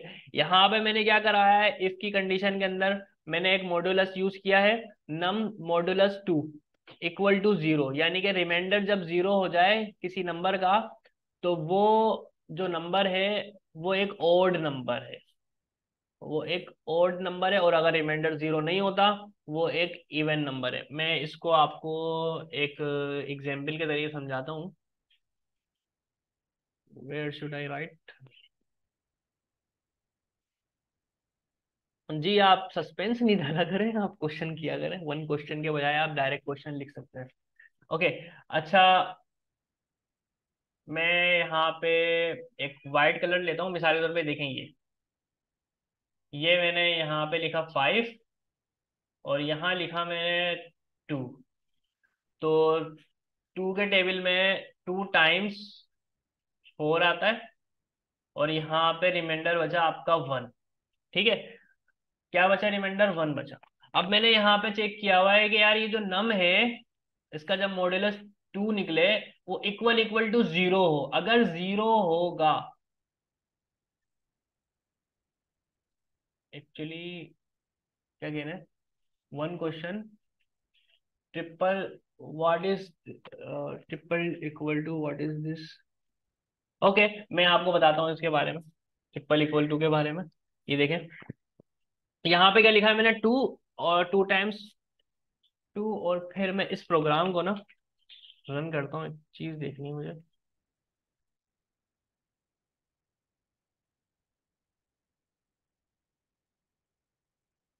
यहाँ पे मैंने पेस्ट किया इंटर अ नंबर, और ये मॉड्यूलस चेक होगा। आरिफ क्या कह रहे हैं, इससे स्ट्रिंग और नंबर जो भी है सब चेक करेंगे। हाँ, बताता हूँ मैं इसका। अच्छा, एंटर अ नंबर, मैंने यहाँ पे नंबर ऐड किया मिसाल के तौर पे 5। 5 को इसने प्रिंट करके दिया है इवन। ये 5 जो है वो इवन नहीं है, ये प्रोग्राम जो है वो गलत बना हुआ है। यहाँ पे मैंने इसको लिखना होगा not equal to 2, not equal to 0, अगर ये 0 के इक्वल नहीं होगा तो आएगा यहाँ पे। अब मैं 5 लिखता हूँ, और अब ये कहेगा कि नंबर जो है वो ओड है। ठीक है। आप लोगों के लिए थोड़ा सा आसान करने के लिए मैं इस प्रोग्राम को ठीक करता हूँ। मैं इसको एक नॉट इक्वल के जरिए कर दूंगा ना तो आप लोगों के लिए मुश्किल होगी समझ में आना। तो मैं इसको इक्वल टू कर देता हूँ। तो किसी ने भी जो है वो ये इशू नहीं बताया लग रहा है, सबने जो है वो कॉपी पेस्ट से ही काम लिया है। किसी ने जो है वो कोई अगर समझने की कोशिश करता और इवन ऑड का उसको कॉन्सेप्ट पता होता तो वो मुझे जरूर बताता कि सर ये यहाँ पे मिस्टेक है। खैर, तो मैंने क्या किया, मैंने ये कोड दोबारा लिखा, एंटर किया, और यहाँ पे आपने लार्ज नंबर का क्वेश्चन किया था जाहिद भाई। आप आई थिंक फर्स्ट क्वेश्चन जो है वो स्किप कर गए। अच्छा, अब मैं यहाँ पे लिखता हूँ 5। अब देखता हूँ कि ये सही दे रहा है, तो बिल्कुल ये सही देगा। 5 नंबर जो है वो हमारा ओड है। अब आ जाते हैं हम इस लॉजिक के ऊपर। अब आप उस कोड को नहीं देखेंगे, बल्कि अब आप इस कोड को देखेंगे। कोड देखें क्या है। ये रहा कोड कि let num is equals to कोई नंबर उसने लिया, और कहा गया कि इफ नम मॉडुलस 2, अगर ये इक्वल टू 0 आ जाता है, इसको जब एग्जीक्यूट किया जाए और इसका आंसर जब 0 आ जाता है, तो नंबर क्या होगा, नंबर इवन होगा। अब नंबर इवन कैसे होगा, तो वो ऐसे होगा कि यहाँ पे मैं एक और चीज लेता हूँ। ये मैंने इसको यहाँ पे लिखा 4। 2, 2 टाइम्स कितना होता है, 4 होता है। रिमाइंडर कितना बचा, 0। ठीक है। जब भी रिमाइंडर 0 बचता है ना, जब भी रिमाइंडर 0 बचता है, तो इसका मतलब है कि जो हमने नंबर चूज किया है, यानी कि ये, तो वो एक इवन नंबर है। तो ये जो 4 है, अगर रिमाइंडर 0 आ रहा है, ये जो रिमाइंडर है, ये रिमाइंडर अगर 0 आ रहा है, तो इसका मतलब है यहाँ पे जो हमने नंबर चूज किया है वो क्या है, इवन है। ठीक है। और अगर यहाँ पे अदर देन 2 आता है, यानी कि 2 के बजाय, 1 के बजाय यहाँ पे 3 आ गया, 4 आ गया, 6 आ गया, कोई भी यहाँ पे नंबर आ गया, यहाँ पे 0 के अलावा कोई भी नंबर आ गया, तो ये जो नंबर है, ये नंबर क्या कहलाएगा, ये नंबर कहलाएगा ओड। ठीक है। ये ओड। और आपको अव्वल तो ये तो पता ही होगा यार, ओड नंबर 1, 3, 5, 7, ये नंबर जो है वो क्या होते हैं, ओड होते हैं। और 2, 4, 6, ये नंबर क्या होते हैं, ये नंबर इवन नंबर होते हैं। तो कंडीशन क्या बनी हुई है हमारी इफ एल्स की, कि भाई अगर जो रिमाइंडर है, अगर 0 आ जाता है तो इवन नंबर है, अगर रिमाइंडर 0 नहीं आता है, इसके अलावा कुछ और आता है, तो वो नंबर ओड है। अब हम कोड पे दोबारा आते हैं।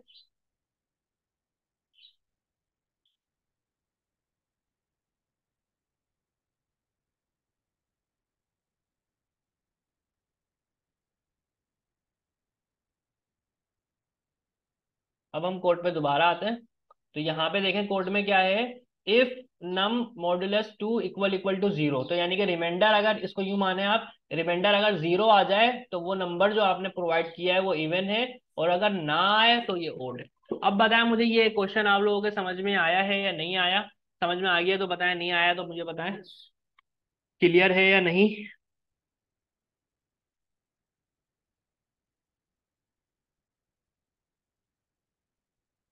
सिर्फ एक स्टूडेंट का रिस्पॉन्स आया है, बाकी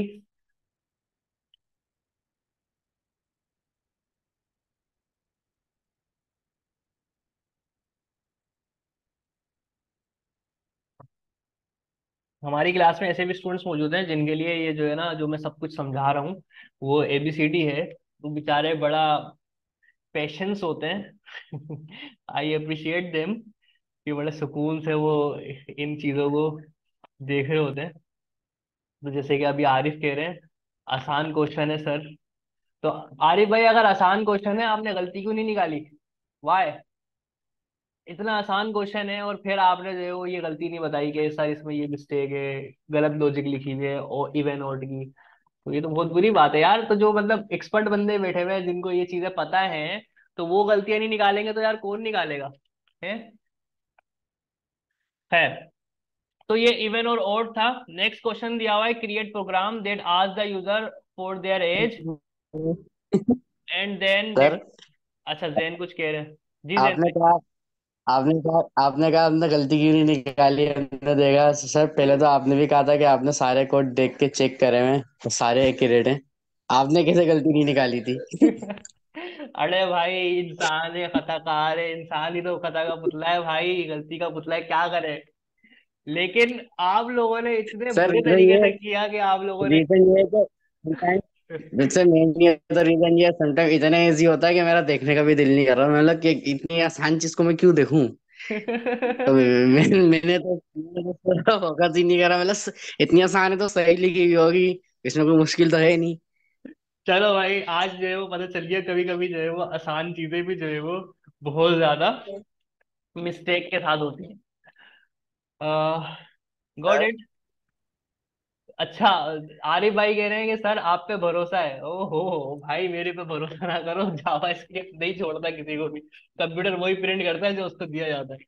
तायरा कह रही है सर जो जावा स्क्रिप्ट को आसान बोल रहे हैं उनको मेरा भी दे दें डबल असाइनमेंट। अच्छा, नहीं भाई, ऐसा तो नहीं किया जा सकता, डबल असाइनमेंट तो उनको नहीं दिया जा सकता। हाँ, लेकिन जो आसान कह रहे हैं ना उनको एक खतरनाक सी लॉजिक जरूर दी जा सकती है कि बेटा आप ये करके दिखाओ। अब जैन भाई बोलेंगे सर देना तो। अच्छा, तो नेक्स्ट क्वेश्चन था, create a program that asks the user for their age and then determines if they are eligible to vote. तो भाई अगर कोई वोट देने के लिए एलिजिबल है तो उसकी एज एज जो है वो 18 से ग्रेटर होनी चाहिए, 18 या 18 से ओल्डर होनी चाहिए। और अगर वो नहीं एलिजिबल हो तो भाई प्रिंट हो जाए कि you can't vote, you can not vote, और उसकी एज जो है वो अदर देन 18 हो। तो यहाँ पे देख लें, ये एज जो है वो लिखा गया, पीडीएफ को थोड़ा जूम, ओके। तो यहाँ पे देखें, एज दिया गया, एज जो है वो यूजर से हमने प्रॉम्प्ट ले लिया, और कंडीशन लगी हुई एज। अब ये ग्रेटर का सिंबल है, याद रखें पिछली क्लास में मैंने बताया था, ये मगरमच्छ वाली मिसाल जो है वो थोड़ी देर भूल जाएं आप। तो एल की तरह अगर ये बना हुआ होता, एल की तरफ इसकी डायरेक्शन होती तो ये लेस देन का साइन होता, अब ये ग्रेटर का साइन है। तो ग्रेटर देन और इक्वल टू 18। तो एज जो है वो अभी क्या कहा जा रहा है कि या तो ग्रेटर हो या इक्वल हो 18 के, तो ये आ जाए यू कैन वोट। और अगर उससे लेस हो यानी कि 18 से कम हो तो यू कैन नॉट वोट। तो अभी इसके अंदर अगर एज जो है वो मुझे ये बताएं, कौन बताएगा? लेट चेक, मुझे बताएं, आरिफ नहीं, आरिफ नहीं, हाँ आयशा। मुझे आयशा बताएं कि अगर एज -4 होगी तो ये चलेगा कोड, या ये चलेगा कोड जो नीचे वाला है, या कोड चलेगा ही नहीं क्योंकि एज जो है वो -4 हो ही नहीं सकती। मुझे आयशा बताएंगी कि कोड या तो ये चलेगा, मैंने कहा एज जो है वो 4 है, मैंने यूजर का जो इनपुट है ना वो -4 दिया, सॉरी -4 इनपुट दिया मैंने। तो कोड कौन सा चलेगा, यू कैन वोट, या ये चलेगा यू कैन नॉट वोट, या कोई चलेगा ही नहीं, कोई एरर आ जाएगा क्योंकि एज जो है वो -4 हो ही नहीं सकती। आयशा।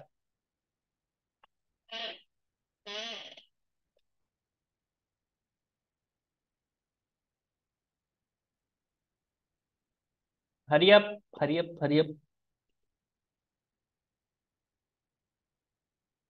टाइपिंग जल्दी टाइप करें ना। यस, चलेगा ही नहीं, नहीं चलेगा, इतना बड़ा तो टेक्स्ट नहीं है ये।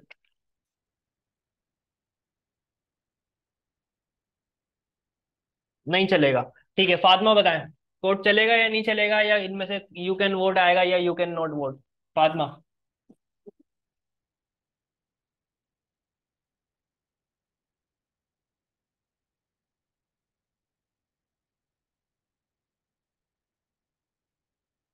इसके बाद ग्लाविश बताएंगी मुझे, ग्लाविश।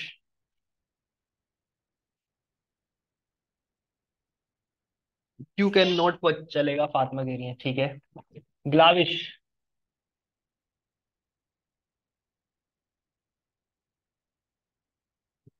फातिमा क्या बता रही हैं आप, एज -4 है तो -4 तो एज हो ही नहीं सकती। कोर्ट कह रही हैं आप चलेगा, यू कैन नॉट वोट, क्या पढ़ा है, समझ में ही नहीं आती आप लोगों की कोई चीज। अच्छा, ग्लाविश कह रही है नहीं चलेगा। देखें ऐसे होता है, कैसे चलेगा यार, -4 एज है, कैसे चलेगा? अच्छा, आरिफ भाई, सर मुझे ये समझ नहीं आ रहा। इस फौरन से जो है ना सेफ साइड मार दी कि नहीं समझ में आ रहा, देखें आप, चालाकी देखें आप। ये फेल। अच्छा आरिफ, आरिफ भाई बताइए क्या मसला है, ये कोड चलेगा नहीं चलेगा, यू कैन वोट आएगा, यू कैन नॉट वोट, क्या है?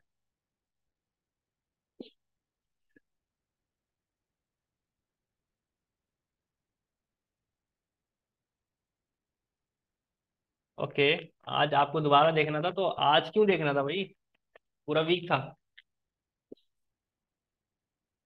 आरिफ भाई जल्दी hurry up, waiting.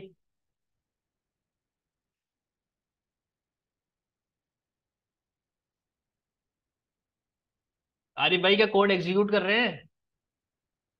Very bad, very bad, इतना टाइम नहीं ले सकते। जाहिद भाई। सर नहीं चलेगा, क्योंकि आपने ग्रेटर देन के साथ इक्वल लगाया है, वो एज को 18 से इक्वल करेगा। या तो ग्रेटर देन यानी 1920 पे ये वोट कैन यू वोट आएगा, और अदरवाइज कैन नॉट वोट आएगा। आप मुझे बताएं -4 पे भी क्या आएगा, कोड चलेगा नहीं चलेगा? नहीं क्या सर, है? नहीं चलेगा, नहीं चलेगा।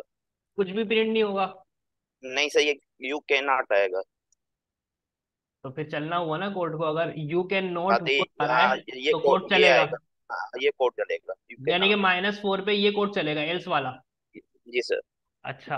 अच्छा, आरिफ कह रहे हैं चलेगा, क्योंकि -4 18 से छोटा है, तो सिर्फ कंडीशन रीड करेगा, शायद शायद। ले भाई, ये देखो जरा, देखो तो सही। देखिए कितने होनहार स्टूडेंट्स हैं हमारे पास, इतनी बड़ी एक्सप्लेनेशन लिखने के बाद कह रहे हैं शायद। व्हाट इज दिस आरिफ भाई, इट्स नॉट गुड। फिर तो आपने कुछ लिखा ही नहीं ना, तो मैं बोलूंगा श्योर ही नहीं है आप। एक बात करें ना, श्योरिटी देना मुझे, चलेगा नहीं चलेगा क्या आएगा। खैर, तो रीजन मुझे दे दिया है जाहिद भाई ने। जाहिद भाई कह रहे हैं कि भाई देखो, बात सुनो गौर से। जाहिद भाई कह रहे हैं 18 या 18 से अबव के ऊपर ये आएगा। ठीक है। फिर जाहिद भाई कह रहे हैं क्योंकि -4 जो है ना, ओल्ड दो, एज तो होती नहीं है। ऐसा नहीं है कि कोई बच्चा पैदा हुआ अब वो माइनस के अंदर उसकी एज जा रही है। तो ऐसा, एज तो ऐसी होती नहीं है, लेकिन जो हमने प्रोग्राम को कंडीशन दी है वो कंडीशन दी है एल्स, कि इसके अलावा कुछ भी हो, यानी कि भले 0 हो एज उसकी, या भले -4 हो, या भले -4000 हो, कुछ भी हो, लेस देन 18 ही वो एज्यूम किया जाएगा, बल्कि 18 ही से छोटा ही होगा माइनस के अंदर नंबर। ठीक है। तो कोई भी नंबर हो वो यहाँ पे एल्स के ब्लॉक में आ जाएगा, तो ये कोड आपका चलेगा। और यू कैन नॉट वोट जो है वो लिखा हुआ है। गोट माई पॉइंट। ग्लाविश, आपके अगर समझ में नहीं आया है तो अभी जो है वो मैं ये इफ एल्स को समझा रहा हूँ आपको, ये किस तरह से जो है वो चल रहे हैं। तो इसी के अंदर आप रहते हुए इनको समझें तो आपके चीजें समझ में आ जाएंगी। मैं अगर इस कोड को रन भी कर लूं अगर आप लोगों के लिए, तो आप देखें, यहाँ पे मैंने इसको पेस्ट किया और यहाँ पे मैंने लिख दिया -4। तो ये लिखा हुआ आया यू कैन नॉट वोट, क्योंकि -4 जो है वो 18 से छोटा है, तो इसलिए ये ब्लॉक चलेगा।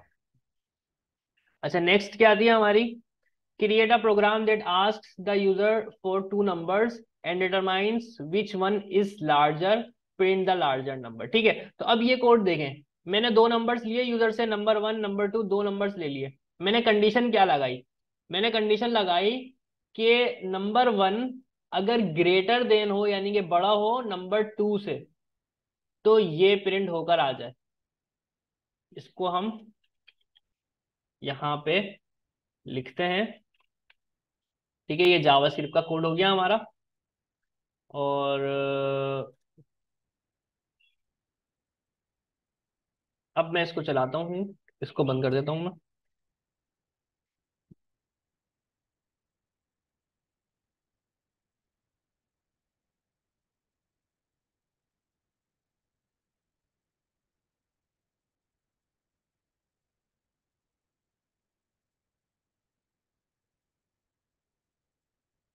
ठीक है।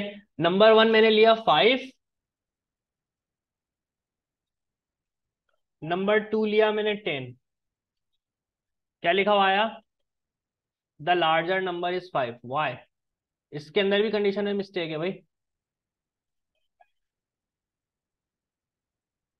इसको 1 बाय 1 देखें। नंबर 1 लिया मैंने, कंपैरिजन, बिल्कुल कंपैरिजन है, चेक कर रहे हैं हम। नंबर 1 लिया मैंने 5, नंबर 2 मैंने लिया 10। ठीक है। अब मैं आता हूं यहाँ पे, चेक करता हूं, और यहाँ पे जो नंबर 1 है वो 5 है, और जो नंबर 2 है वो क्या है, 10 है।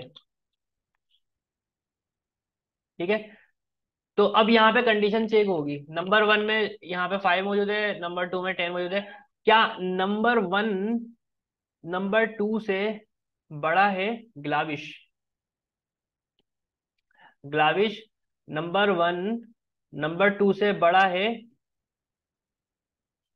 इसमें एरर आ रहा था सर, नहीं एरर तो खैर आएगा नहीं, कंडीशन में मसला है, तो नहीं है बड़ा, नंबर वन नंबर टू से बड़ा नहीं है, तो यहाँ पे आ जाएगा फॉल्स,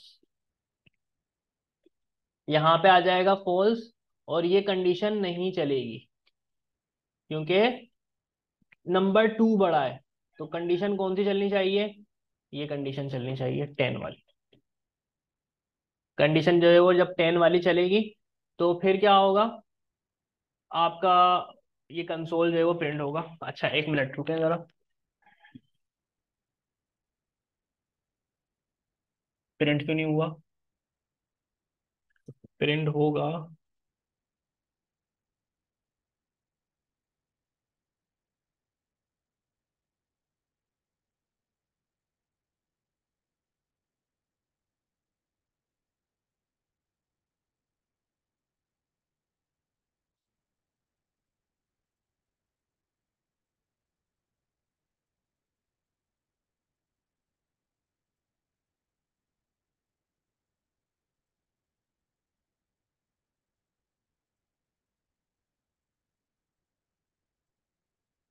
इसको हम मजीद अंडरस्टैंड करने के लिए यहाँ पे नम टू लिख देता हूँ मैं जो प्रिंट हो रहा है, और यहाँ पे नम वन लिख देता हूँ जो प्रिंट हो रहा है।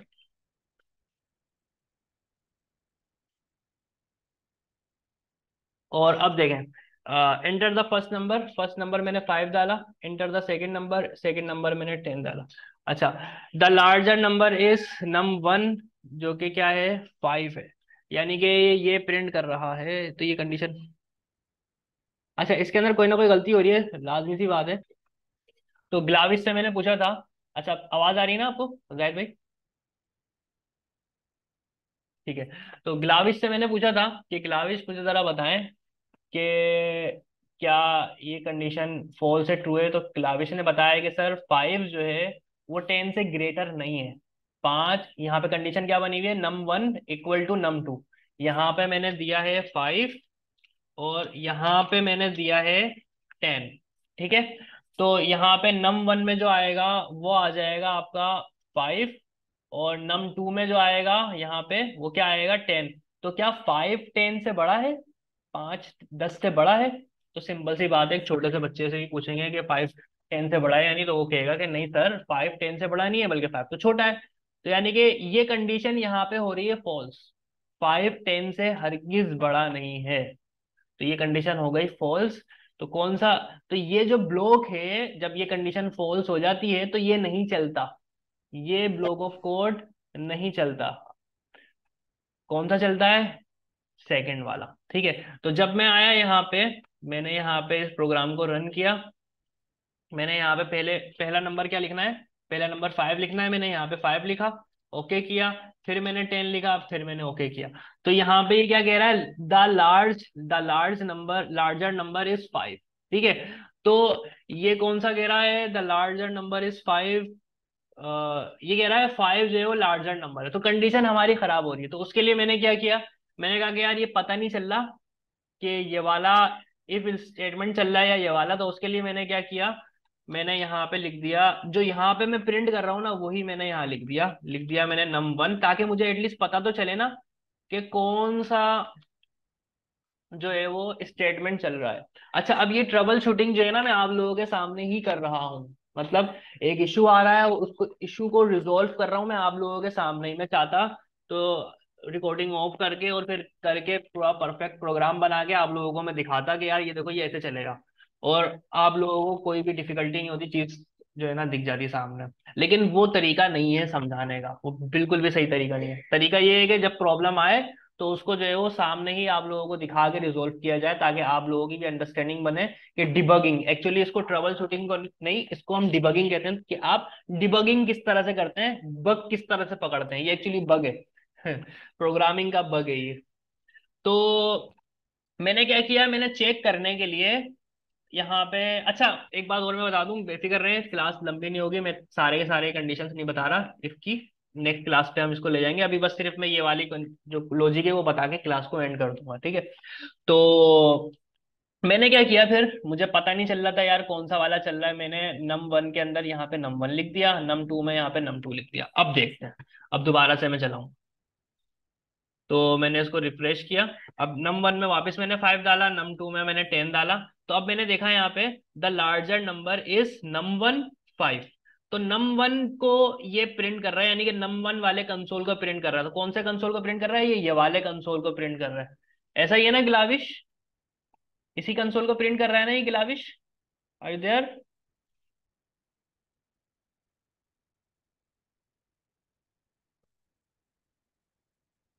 जी। तो ये इसको प्रिंट कर रहा है, लेकिन ग्लाविश ने जो बताया कि सर जब ये कंडीशन फॉल्स हो गई कि भाई 5 जो है वो 10 से बड़ा नहीं है, तो भाई ये क्यों कर रहा है प्रिंट, फंस गए यहाँ पे आगे, कंडीशन ही ब्लॉक हो गई। अच्छा चलो, हम ये कर सकते हैं कि हम इसको उल्टा कर दें। मैं क्या कर दूं, मैं यहाँ पे num2 कर दूं, और इधर मैं num2 कर दूं, ठीक है। इधर मैं num1 कर दूं, और इधर मैं num1 कर दूं, ठीक है, मैं ऐसे कर दूं। लेकिन ये हल नहीं है। मिसाल के तौर पे मैं इसको अब चला के देखता हूँ, मैं इसको चला के देखता हूँ, दोबारा से सेम वैल्यू डालता हूँ इसको। अब यहाँ पे मैंने 5 लिखा, ये मैंने 10 लिखा, ठीक है। अब क्या आया answer, the larger number is num2, और 10 आ गया, यानी कि अब कौन सा चला है कोड, ये चला है कोड, ठीक है। नम ये कंडीशन जो है वो अब हमारी चली है, और अभी हमें आंसर बिल्कुल ठीक मिला है। अब मैं क्या करता हूँ, मैं इसको दोबारा चलाता हूँ, और इस दफा मैं यहाँ पे पहला नंबर 10 दे देता हूँ, दूसरा नंबर 5 दे देता हूँ मैं। अब क्या आंसर आ रहा है, the larger number is num1 10।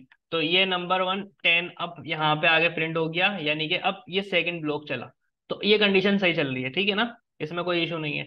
लेकिन सवाल हमारा वहीं पर ही है, तरीका कोड तो हमारा रन हो गया, परफेक्टली रन कर रहा है। मैं एक दफा और आप लोगों को तसल्ली के लिए एक दफा और एक अलग से चीज करके दिखा देता हूँ। मिसाल के तौर पे मैंने यहाँ पे वन पे शुरू में पहले 1 डाला, एंटर किया, फिर 2 डाला, फिर एंटर किया, ठीक है। तो नंबर सो नहीं नहीं नहीं नहीं, एक और सही नहीं चल रहा, द लार्जर नंबर इज 1। अब किसको चलाया है इसने, द लार्जर नंबर इज 1, इसको चलाया है, और ये 1 को कह रहा है लार्जर है, हालांकि लार्जर कौन सा है, लार्जर तो 2 है। अगेन देखें 1 और 2, ये 1 को लार्जर कह रहा है, हालांकि हमारा जो लार्जर नंबर है वो क्या है, 1। तो यानी कि मैं इन शॉर्ट अगर इसको इस तरह से लिखूं या इस तरह से लिखूं, तो हमारा जो मसला है वो हल नहीं हो रहा, कंडीशन हमारी सही बनी हुई है, कोई और प्रॉब्लम है। अब क्या करूं मैं, अब मैं डिबगिंग करने के लिए पता है क्या करूंगा मैं ये देखूंगा। अच्छा क्या कह रही है, इस साइन क्यों चेंज करने से, हाँ, तो ताहिरा कह रही है कि सर एक काम करें, ग्रेटर देन को लेस देन कर दें ना। ताहिरा इससे कुछ नहीं होगा, क्योंकि हमारी कंडीशन बिल्कुल परफेक्ट बनी हुई है, हमारी कंडीशन में कोई मसला नहीं है। हमने जो लेस देन और ग्रेटर देन वाली आप बात कर रही है ना, उस चीज को देखने के लिए हमने num1 और num2 को रिप्लेस करके देख लिया, यानी कि इसकी जगह पे उसको, उसकी जगह पे इसको रख के देख लिया। अगर लार्जर और ग्रेटर वाला मसला होता ना, तो वो इसी में आ जाता। समझ रही बात को, तो कंडीशन मैंने ये चेंज करके इन्वर्स कर दी। कंडीशन में यहां से भी करके चेंज कर सकता हूँ, उससे भी कोई फर्क नहीं पड़ेगा। जी जाहिद भाई कुछ कह रहे हैं, जी जाहिद भाई बोले। सर इसमें num1 की जगह num1 रख दें और num2 की जगह num2 रख दें। ठीक है, इसे वापस रिवीन करते हैं इसके कंसोल को ना। वहां पर जहां आपने कामा लगाया ना, वहां पर आप प्लस का साइन लगा, फिर चेक करके देखें। आप कह रहे हैं यहाँ पे मैं प्लस का साइन लगाऊं? जी जी, यहाँ पर प्लस का साइन लगा। क्यों प्लस का साइन क्यों लगाऊं? सर मैंने इसमें रात ट्राई किया था, इसमें मैंने आपसे शायद पूछा भी था ना। उसके बाद मुझे भी यही कंफ्यूजन हो रही थी कि ये नंबर लार्जर और मिनिमम नंबर क्यों से हो रहा है। तो मैंने इसको प्लस किया, num1 को तो वो ऐड कर रहा है, यानी फर्स्ट वैल्यू को ऐड कर रहा है, फिर सेकंड वैल्यू को वो खुद ऐड कर रहा है, यानी वो खुद ही, आप इसको एक दफा ट्राई करके दिखाएं, फिर शायद आप खुद भी समझ जाएंगे, उसका फिर आप अच्छे से मिसाल देंगे। लेकिन मुझे प्लस लगा के कुछ ऐड थोड़ी करना है। नहीं, आप करके देखें, से हो सकता है मैं भी आपको ज्यादा अच्छा मुझे लगे। वो तो मुझे पता है वो हो जाएगा, लेकिन रीजन हमें देखना है ना कि यार प्लस लगाने से वो क्यों हो रहा है। खैर, अच्छा, आरिफ क्या कह रहे हैं, नम 1 और नम 2 जो ब्लू में है उसे डिलीट करेंगे तो रिजोल्व हो जाएगा। अच्छा, इसको डिलीट करेंगे तो रिजोल्व हो जाएगा? नहीं भाई, ये तो मुझे चाहिए ताकि मैं दिखा सकूं कि यार कौन सा नंबर जो है वो बड़ा है, कौन सा नंबर छोटा है। ठीक है, तो ट्रबल शूटिंग के अंदर हम चल रहे तो हैं। सर कौन है? आपको पता है आपको पता है कि इसमें एरर आ क्या रहे थे? या? आप भी ढूंढ रहे हैं? नहीं, नहीं पता है मुझे। मैं ये चेक करना चाह रहा हूँ कि ये दो नंबर हम इनपुट ले रहे हैं, ये एज अ स्ट्रिंग आ रहे हैं या फिर ये एज अ इंटीजर आ रहे हैं। यू गोट पहले इट। इसको तो कंफर्म करें आप। You got it. ओके। कोई और बताए मुझे, आरिफ के अलावा? जैन भाई ने जवाब दे दिया है। और कोई बताए? कोई रीजन, कोई वजह? चले, मैं टाइम ही लेता हूँ। तो यहाँ पे मैंने ये देख लिया कि यार मैं भले इसको ऊपर रख दूं, इसको नीचे रख दूं, या चले चले ताहिरा की तसल्ली के लिए एक काम और कर देते हैं, मैं लेस देन और ग्रेटर देन को चेंज कर देता हूँ। ठीक है, मैं कंडीशन थोड़ी सी चेंज कर देता हूँ, मैं इधर जहाँ पे लेस देन ले लेता हूँ। चलो ये भी करके देख लेते हैं, तसल्ली हो जाए ना भाई। अब देखे कंडीशन क्या बन गई। कंडीशन बनी num 1 लेस देन num 2, कि num 1 जो है वो लेस देन होना चाहिए, यानी कि छोटा होना चाहिए 10 से। तो क्या ऐसा है? हाँ बिल्कुल ऐसा है। और मेरा अलग है। एक अगर मिनट, ये स्ट्रिंग की तरह भी काम। एक मिनट देन भाई, देन भाई, हेलो। अभी अभी रुक जाए। I got it. Your point, मुझे आपका पॉइंट जो है वो क्लियर है, और मैं उसी की जानिब आगे बढ़ूंगा अभी। अभी थोड़ा सा तसल्ली। अच्छा, अब देखें, अब मैंने क्या किया, num 1 लिया यहाँ पे, और मैंने यहाँ पे इसको लेस देन कर दिया और num 2 कर दिया। तो 5 इज लेस देन 10, तो बिल्कुल 5 10 से छोटा है, ये कंडीशन बिल्कुल ट्रू हो गई, नो डाउट। इस प्रोग्राम को यानी कि इस लाइन को चलना चाहिए। लेट्स सी, मैं इसको चलाता हूँ। यहाँ पे मैंने लिखा 1 और यहाँ पे मैंने लिखा 2। तो ये कह रहा है कि द लार्जर नंबर इज 1, तो अभी भी कंडीशन सही नहीं चली है। चलो, आप लोगों की तसल्ली के लिए मैं ये कर देता हूँ, यहाँ पे num 1 डाल देता हूँ, यहाँ पे num 2 डाल देता हूँ, और इसी तरह से यहाँ पे भी डाल देता हूँ, यहाँ पे भी num 1 डाल देता हूँ। ठीक है, तो अब कंडीशन कुछ इस तरह से बन गई। अब मैं अगेन चेक करता हूँ भाई, मतलब मैं हर तरीके से चेक कर लेता हूँ ना। 1 और ये 2, तो अभी 2 आया। अब मैं यहाँ पे उल्टा कर देता हूँ, पहले 2 लिख देता हूँ फिर 1 लिख देता हूँ, तो अब ये Y Y Y Y Y, एक मिनट, पहले मैंने लिखा 1, फिर लिखा मैंने 2, नंबर 2 आ गया। अब मैं लिखता हूँ 2, अब मैं लिखता हूँ 1, अभी भी 2, नंबर 1। हाँ, इसको मैं अगर यहाँ पे 5 लिखूं और 10 लिखूं, अच्छा sorry sorry sorry sorry sorry sorry, अभी तो हम हमने कंडीशन चेंज कर दी ना। अब हम जो है वो इसकी लेस कंडीशन वाले को देख रहे हैं कि कौन सा नंबर छोटा है, तो ये यहाँ पे टेक्स्ट वगैरह भी चेंज करेंगे हम। अच्छा खैर, तो यहाँ पे अब मैं ना सॉल्यूशन की जानिब बढ़ता हूँ। जो हमारा प्रोग्राम सबसे इनिशियली था, मैं उस इनिशियल प्रोग्राम को यहाँ पे लिखता हूँ। ठीक है, और यहाँ पे लिखने के बाद मैं क्या करता हूँ, जो है यहाँ पे मैंने दोबारा आप लोगों को दिखाने के लिए यहाँ पे 1 लिखा, और यहाँ पे मैंने 2 लिखा। तो लार्जर नंबर इसने अभी 2 दिया, पहले 2 लिखता हूँ फिर 1 देता हूँ। क्या कर रहा है यार, अब क्यों सही चल रहा है ये? सर मैं यही तो पूछना चाह रहा था, आप समझे नहीं। वो एक मसला अलग है, सोल्यूशन सोल्यूशन तो मिल गया, मैं सोल्यूशन पे बात नहीं कर रहा। हम्म। मेरा मेरा सवाल ये है कि हम स्ट्रिंग को कैसे कंपेयर कर सकते हैं। अगर चलो मान भी लें दोनों स्ट्रिंग है, तो स्ट्रिंग को ग्रेटर देन लेस देन कैसे डिसाइड कर रहा है ये? मतलब इसको ना पहला चलाना चाहिए ना दूसरा चलाना चाहिए। इसको तो हम्म। कुछ भी रिजल्ट ही नहीं देना चाहिए कि स्ट्रिंग तो कंपेयर होना नहीं चाहिए less than greater than.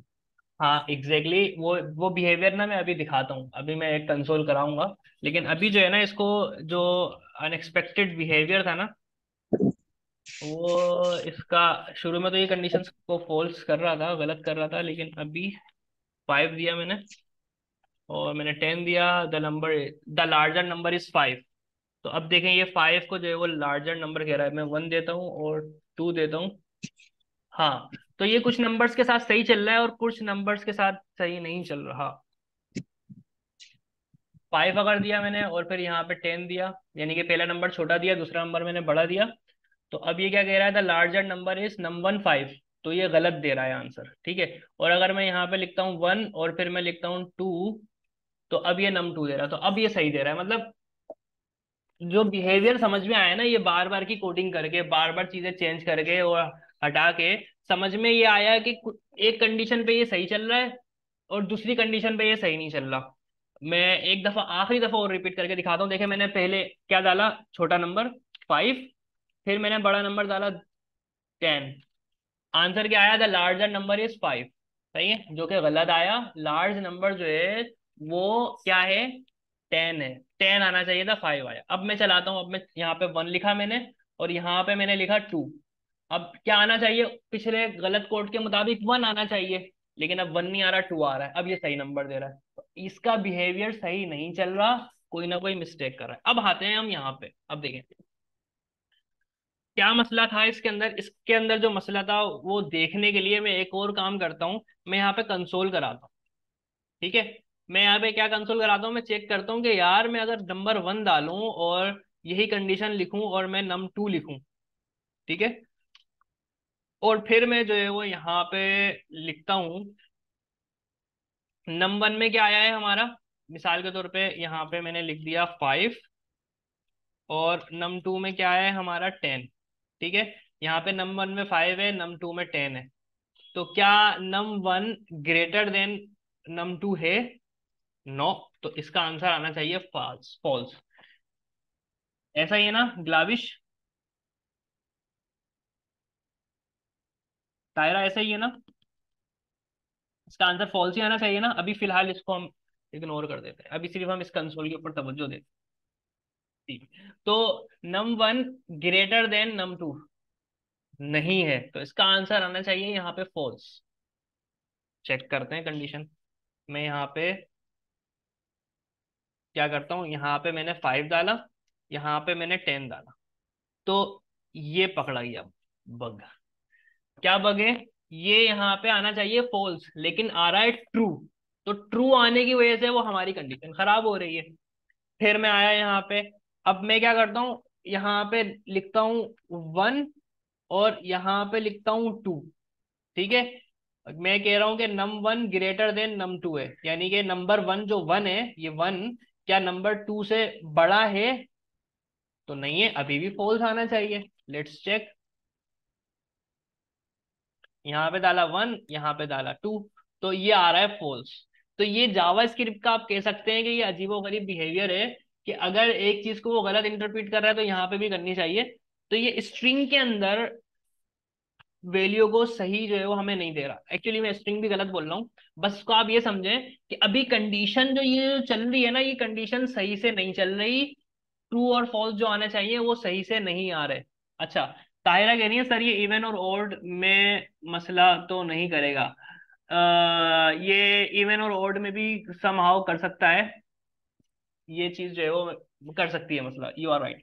Okay, उसके अंदर भी हम वो काम करेंगे जो भी हम यहाँ पे करने जा रहे हैं। तो हमें क्या समझ में आई यहाँ तक की बात, आयशा, फातिमा, आप भी गौर करें कि ये कोड सही नहीं चल रहा। उसकी वजह ये है कि हमें यहाँ पे ट्रू और फॉल्स सही नहीं मिल रहा। अब हम एक और कंसोल करके देख अब हम एक और कंसोल करके देखते हैं, कंसोल डॉट लॉग, कि यार num1 में मुझे मिल क्या रहा है, ये तो पता चले ना। यहाँ पे मैंने num1 लिख दिया, और num2 में मुझे क्या मिल रहा है ये भी देख लेते हैं। num2 में क्या मिल रहा है और num1 में क्या मिल रहा है, ठीक है। मैं प्रिंट करता हूँ, ये चलाया मैंने, यहाँ पे लिखा मैंने 1, यहाँ पे लिखा 2। तो देखें num1 में मिला मुझे num1, और num2 में मिला मुझे, मतलब num1 में मुझे 1 मिला और num2 में मुझे 2 मिला। और अगर मैं इसी तरह से लाइक अगर मैं यहाँ पे 5 लिखूं और यहाँ पे मैं 10 लिखूं, तो num1 में 5 मिला और num2 में 10 मिला। अच्छा, हो सकता है किसी के जहन में जो है ना ये आ रही हो बात, यार ये तो बड़ा कॉम्प्लिकेटेड हो रहा है, बड़ा मुश्किल हो रहा है। तो ऐसा कुछ भी नहीं है, ये डिबगिंग का तरीका मैं आपको समझा रहा हूँ। बाकी कोड तो बिल्कुल स्ट्रेट फॉरवर्ड है, मैं सिर्फ आपको एक चीज लगा के दूंगा कोड के अंदर, वो आप चीज लगाएंगे, आपका कोड यूं करके एक चुटकी के अंदर रन कर जाएगा। उसमें कोई मसला नहीं है। कोई भी अगर आप लोगों को सिखा रहा होता है ना, वो जस्ट वो चीज बताता है और वो फौरन आपका कोड चल जाएगा। ये समझ लें एक तरह से जो आप आइसक्रीम खाते हैं ना, आइसक्रीम में आपको कुछ एडोन्स मिलते हैं, लाइक कुछ एक्स्ट्रा चीजें आपको मिलती हैं, तो ये एक एक्स्ट्रा चीज है जो आपको मैं सिखा रहा हूँ प्रोग्रामिंग के साथ साथ। अच्छा, जाहिद कह रहे हैं सर वैल्यू स्टोर नहीं हो रही। अरे वैल्यू को स्टोर नहीं करना हमने। अच्छा, अब देखें कुछ इस तरह से हमें ये फाइव फाइव का भी लिखने का अंदाज देखें किस तरह से लिखा हुआ हमें फाइव नजर आ रहा है यहाँ पे, और यहाँ पे 10 देखें किस तरह से लिखा हुआ नजर आ रहा है। मैं अगर कंसोल के अंदर यहाँ पे लिखूँ ना ऐसे करके फाइव, ये देखें कंसोल में मैंने यहाँ पे फाइव लिखा है, नीचे वाला देखें आप कंसोल, बाकी के कोड को मैं कमेंट करता हूँ, यहाँ पे सिर्फ मैं फाइव लिखता हूँ। अभी देखें फाइव कैसे लिखा हुआ है, और अभी मैंने फाइव डायरेक्टली लिखा है, तो अब देखें फाइव किस तरह से दिख रहा है। ये देखें फाइव जो है वो कलर में आ रहा है, फाइव कलर में आ रहा है। अब जो मैं दिखाना चाह रहा हूँ ना वो दिखाने के लिए मैं आपको फाइव कुछ इस तरह से करके लिख के दिखाता हूँ। ठीक है, अब फाइव को मैंने क्या किया, इन्वर्टेड कॉमास के अंदर लिख दिया। अब आप देखें जरा, मैं इसको जूम करता हूँ, कलर देखें आप फाइव का, ये कलर ब्लू आ रहा है और ये कलर ब्लैक आ रहा है। तो यानी ये यहाँ पे हम क्या करा, हमने यहां से हम बढ़ते हुए गए, हमने ये चेक किया, फिर हम यहाँ पे जब आए ना तो हमें ये समझ में आया यार फाइव का कलर कुछ चेंज चेंज नजर आ रहा है, कोई ना कहीं मसला है। ठीक है, यानी कि फाइव सही नहीं आ रहा। अब यहाँ पे पहुंचे, फाइव सही नहीं आ रहा का मतलब ये है कि जो इनपुट हम ले रहे हैं ना यूजर से, वो यूजर से इनपुट गलत आ रहा है, गलत इनपुट ही गलत आ रहा है, इनपुट ही कुछ गार्बेज आ रहा है, कुछ कचरा आ रहा है, जिसकी वजह से हमारी कंडीशन नहीं चल रही। तो अब एक चीज और चेक कराता हूँ आपको मैं। अब मैं कंसोल डॉट लॉग करता हूँ और मैं यहाँ पे लिखता हूँ टाइप ऑफ, और टाइप ऑफ के अंदर मैं लिख देता हूँ फाइव। ठीक है, टाइप ऑफ में मैंने क्या लिखा, फाइव। टाइप ऑफ क्या होता है, जिस तरह से मैंने आपको पढ़ाया हुआ है ना, बहुत सारी डेटा टाइप्स होती है, स्ट्रिंग होती है, इंटीजर होती है, बुलियन होती है, डिफरेंट टाइप्स होती हैं। तो मैं चाह रहा हूँ कि मैं देखूंगा फाइव की टाइप क्या है। तो यहाँ पे इसने बताया फाइव की टाइप जो है ना वो नंबर है, मतलब ये नंबर की टाइप का जो है ना एक डिजिट है, एक कैरेक्टर है। मैं इधर इन्वर्टेड कॉमास लगा देता हूँ। अब मैं चेक करता हूँ, अब ये कह रहा है कि ये स्ट्रिंग है। ये क्या कह रहा है, ये स्ट्रिंग है। मेरे ख्याल से बहुत सारे स्टूडेंट्स जो है ना अब उस पॉइंट तक पहुंच गए होंगे जो मैं समझाना चाह रहा हूँ। अब मैं आता हूँ यहाँ पे और इसको मैं हटाता हूँ, और यहाँ पे जो यूजर से ले रहे हैं हम, वो यहाँ पे आके मैं लिखता हूँ कंसोल डॉट लॉग, और फिर मैं लिखता हूँ टाइप ऑफ, और इसमें दे देता हूँ मैं नम वन। अब मैं पता है क्या कर रहा हूँ तायरा, अब मैं ये कर रहा हूँ कि यार यूजर जो नम वन डाल रहा है ना यहाँ पे, उसकी टाइप बता दो मुझे, उसकी टाइप क्या है, ताकि मुझे ये तो पता चले कि यार जो यूजर इनपुट दे रहा है वो टाइप स्ट्रिंग है या नंबर है। तो मैं ये देखना चाह रहा हूँ। मैंने यहाँ पे नंबर लिखा और टाइप ऑफ लिख दिया। अब मैं कंसोल करवाता हूँ इसको, जाओ भाई, मैं कंसोल कराता हूँ और यहाँ पे मैंने डाला फाइव, यहाँ डाल दिया 10। तो देखें यहाँ पे आके हम उस तक पहुंच गए कि ये जो हम यहाँ पे यूजर से ले रहे हैं ना इनपुट, तो वो इनपुट जो है ना वो नंबर नहीं ले रहा, वो बल्कि वो स्ट्रिंग ले रहा है। सही है, वो क्या ले रहा है, वो स्ट्रिंग ले रहा है, क्योंकि नंबर की जो टाइप है वो क्या होनी चाहिए, नंबर होनी चाहिए। लाइक अगर मिसाल के तौर पे मैं एक क्या करता हूँ, इसको बंद करता हूँ और यहाँ पे मैं लिखता हूँ let let num one equal to five. ठीक है, अब मैंने बजाय इसके कि मैं प्रॉम्प्ट लेता, मैंने एक वेरिएबल बनाया और उस वेरिएबल का नाम नम1 रखा, उसमें मैंने फाइव वैल्यू डाल दी। और अब मैं क्या कर रहा हूँ, अब मैं इस तरह से डायरेक्टली जो है ना फाइव को प्रिंट कराना चाह रहा हूँ। ये मैं देखे मैंने कराया। अब क्या कह रहा है, ये कह रहा है कि इसकी टाइप नंबर है। ये क्या कह रहा है, इसकी टाइप नंबर है। तो क्या समझ में आया, समझ में ये आया कि भाई जब मैं प्रॉम्प्ट चला रहा हूं, तो प्रॉम्प्ट चलाने पे मैंने फाइव लिखा तो वो स्ट्रिंग दे रहा है, और अगर मैं प्रॉम्प्ट नहीं चलाता और डायरेक्टली यहाँ पे मैं नम वन में डालता हूँ वैल्यू को, तो वो हमें नंबर मिल रही है। तो ये फर्क आ रहा है कि प्रॉम्प्ट यूजर से जो भी इनपुट लेता है वो स्ट्रिंग में लेता है।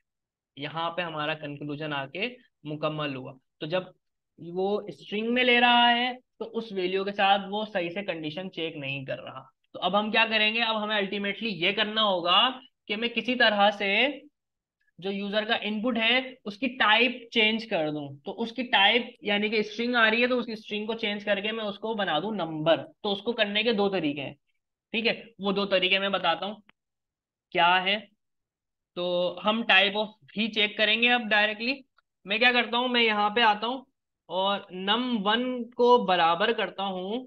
ये जो num1 यूजर से लिया है ना, इसके आगे जस्ट मैं एक प्लस का सिंबल लगा देता हूँ, जो अभी थोड़ी देर पहले किसने बताया था, जाहिद भाई ने बताया था। मैं यहाँ पे num1 के आगे प्लस num1 लगा देता हूँ, और num2 के आगे भी मैं नम प्लस num2 लगा देता हूँ, ठीक है। अब ये करेगा क्या, ये एक्चुअली इसमें कुछ ऐड नहीं करेगा। यहाँ से हम जो यूजर से इनपुट लेंगे इसमें ये कुछ ऐड नहीं करेगा, बल्कि क्या करेगा, उसकी टाइप चेंज कर देगा। दोनों की मैं टाइप चेंज करा रहा हूँ, नंबर 1 की भी नंबर 2 की भी, ठीक है। अब कंसोल कराते हैं जरा, 5 और 10। तो देखें दोनों की टाइप क्या आ गई, नंबर नंबर। क्या हुआ कोड में, यहां से नंबर दिया 5, यहां से नंबर दिया 5, यहां से नंबर दिया 10, तो दोनों आ गए num1 में num2 में। इसने क्या किया, इसने इसको कन्वर्ट कर दिया। ये स्ट्रिंग था, यहाँ पे प्लस का आइकन मैंने लगा, प्लस का साइन मैंने लगाया, तो इसने कन्वर्ट किया इसको और नंबर 1 में स्टोर कर दिया। फिर नंबर 2 को भी कन्वर्ट किया, नंबर 2 में स्टोर कर दिया। अब मैंने जब कंडीशन चेक करी तो कंडीशन क्या थी, टाइप चेंज होकर आ गई हमारे पास नंबर। तो जाहिद भाई, प्लस साइन यूज करने का मकसद हमारा एड करना नहीं था, बल्कि क्या था, उसकी टाइप चेंज कर देना। इससे हम टाइप चेंज कर रहे हो। तो एक तरीका ये है जो कि सर, इम्प्रोफेशनल। जी जाहिद भाई कुछ कह रहे हैं। सर, यही आपसे कह रहा था कि आप ज्यादा बेहतर समझाएंगे, जी हाँ, मगर जी हाँ, जी वहाँ हाँ, गॉट इट, ये गॉट इट। कंफ्यूजन, हाँ, कामा के बदले आप प्लस देते थे ना, तो शायद ये प्रोसीजर हमें और अच्छा समझ में आता कि अभी जैसा आप समझ रहे हैं। कॉमा कॉमा तो वहां पे लगना ही था जाहिद भाई, कॉमा तो लगना था नहीं, ताकि वो सेपरेट कर सके। प्लस लगाना था बस उसके साथ, ओके। कामा हाँ जी, मिस्टेक हो गई। Okay, okay. तो ये जो है ना एक इम्प्रोफेशनल तरीका है। हम क्या करते हैं, हम यहाँ पे लिखते हैं पार्स, पार्स इंट, ये एक फंक्शन है, और यहाँ पे हम देते हैं num1, ठीक है। पार्स का मतलब है कि हम पार्सिंग कर रहे हैं, उसको चेंज कर रहे हैं, उसकी टाइप को, पार्स इंट, और यहाँ पे हमने डाल दिया num2, ठीक है। तो ये क्या करेगा, जी हाँ आरिफ, प्लस लगाने से, सिर्फ प्लस लगाने से टाइप चेंज नहीं होती, प्लस लगाने से सिर्फ स्ट्रिंग नंबर बन जाता है। लेकिन जो हमें फिर अगर किसी नंबर को स्ट्रिंग करना, स्ट्रिंग को से नंबर करना हो, तो उसके लिए हम ये पार्ट्स इन यूज कर रहे होते हैं, जो कि तरीका है। Mobile is going to shut down, yes class is also going to shut down. तो यहाँ पे हमने num1 डाला, ये पार्ट्स इंट हुआ, नंबर में आ गया, num2 आ गया। अब इसको भी अगर मैं चेंज चेक करता हूँ, तो यहाँ पे मैंने डाला 5 और यहाँ पे मैंने 10 डाला, तो अब देखें यहाँ पे मुझे नंबर और नंबर मिल गए। तो यहाँ पे हमें जो चीज चाहिए थी वो मिल गई। अब ये हम इसको कमेंट को हटा देते हैं, ठीक है। अब हम यहाँ पे आते हैं। अब हम क्या कर रहे हैं, अभी हम नीचे से ऊपर गए थे ना चीजें चेक करते हुए, अब हम ऊपर से नीचे आ रहे हैं, चीजों को सही करते हुए हम नीचे आ रहे हैं, ठीक है। अब हम ये चेक कर लेते हैं कि यार अब कंडीशन सही से मीट हो रही है या नहीं हो रही। तो num1 ग्रेटर देन num2 है, क्योंकि मैंने यहाँ पे डाला 5 और 10 डाला है, नंबर 1 में 5 और 10 है, तो क्या 5 जो है वो 10 से बड़ा है, नहीं है, फॉल्स आना चाहिए। चेक करते हैं। मैंने यहाँ पे इसको मैं चेक, थोड़ा कैंसिल, दोबारा रन करता हूँ। यहाँ पे डाला 5 और यहाँ पे डाला 10, तो देखें फॉल्स लिखा है, बिल्कुल फॉल्स सही आया, ठीक है। अब मैं जो है वो चेंज करता हूँ, वैल्यू यहाँ पे 1 कर देता हूँ num1 में, और num2 में जो कर देता हूँ मैं 2 कर देता हूँ मैं वैल्यू को, ठीक है। तो num1 num2 वही सेम कंडीशन होगी और अभी भी फॉल्स ही आना चाहिए।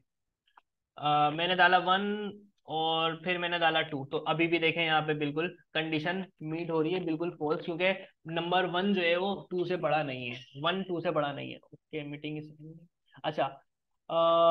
आरिफ कह रहे हैं पार्ट्स एंड स्ट्रिंग को नंबर और नंबर को स्ट्रिंग करेगा, नहीं, पार्ट्स इंट जो है वो आपका जो स्ट्रिंग है उसको ओनली इंटीजर में कन्वर्ट करेगा।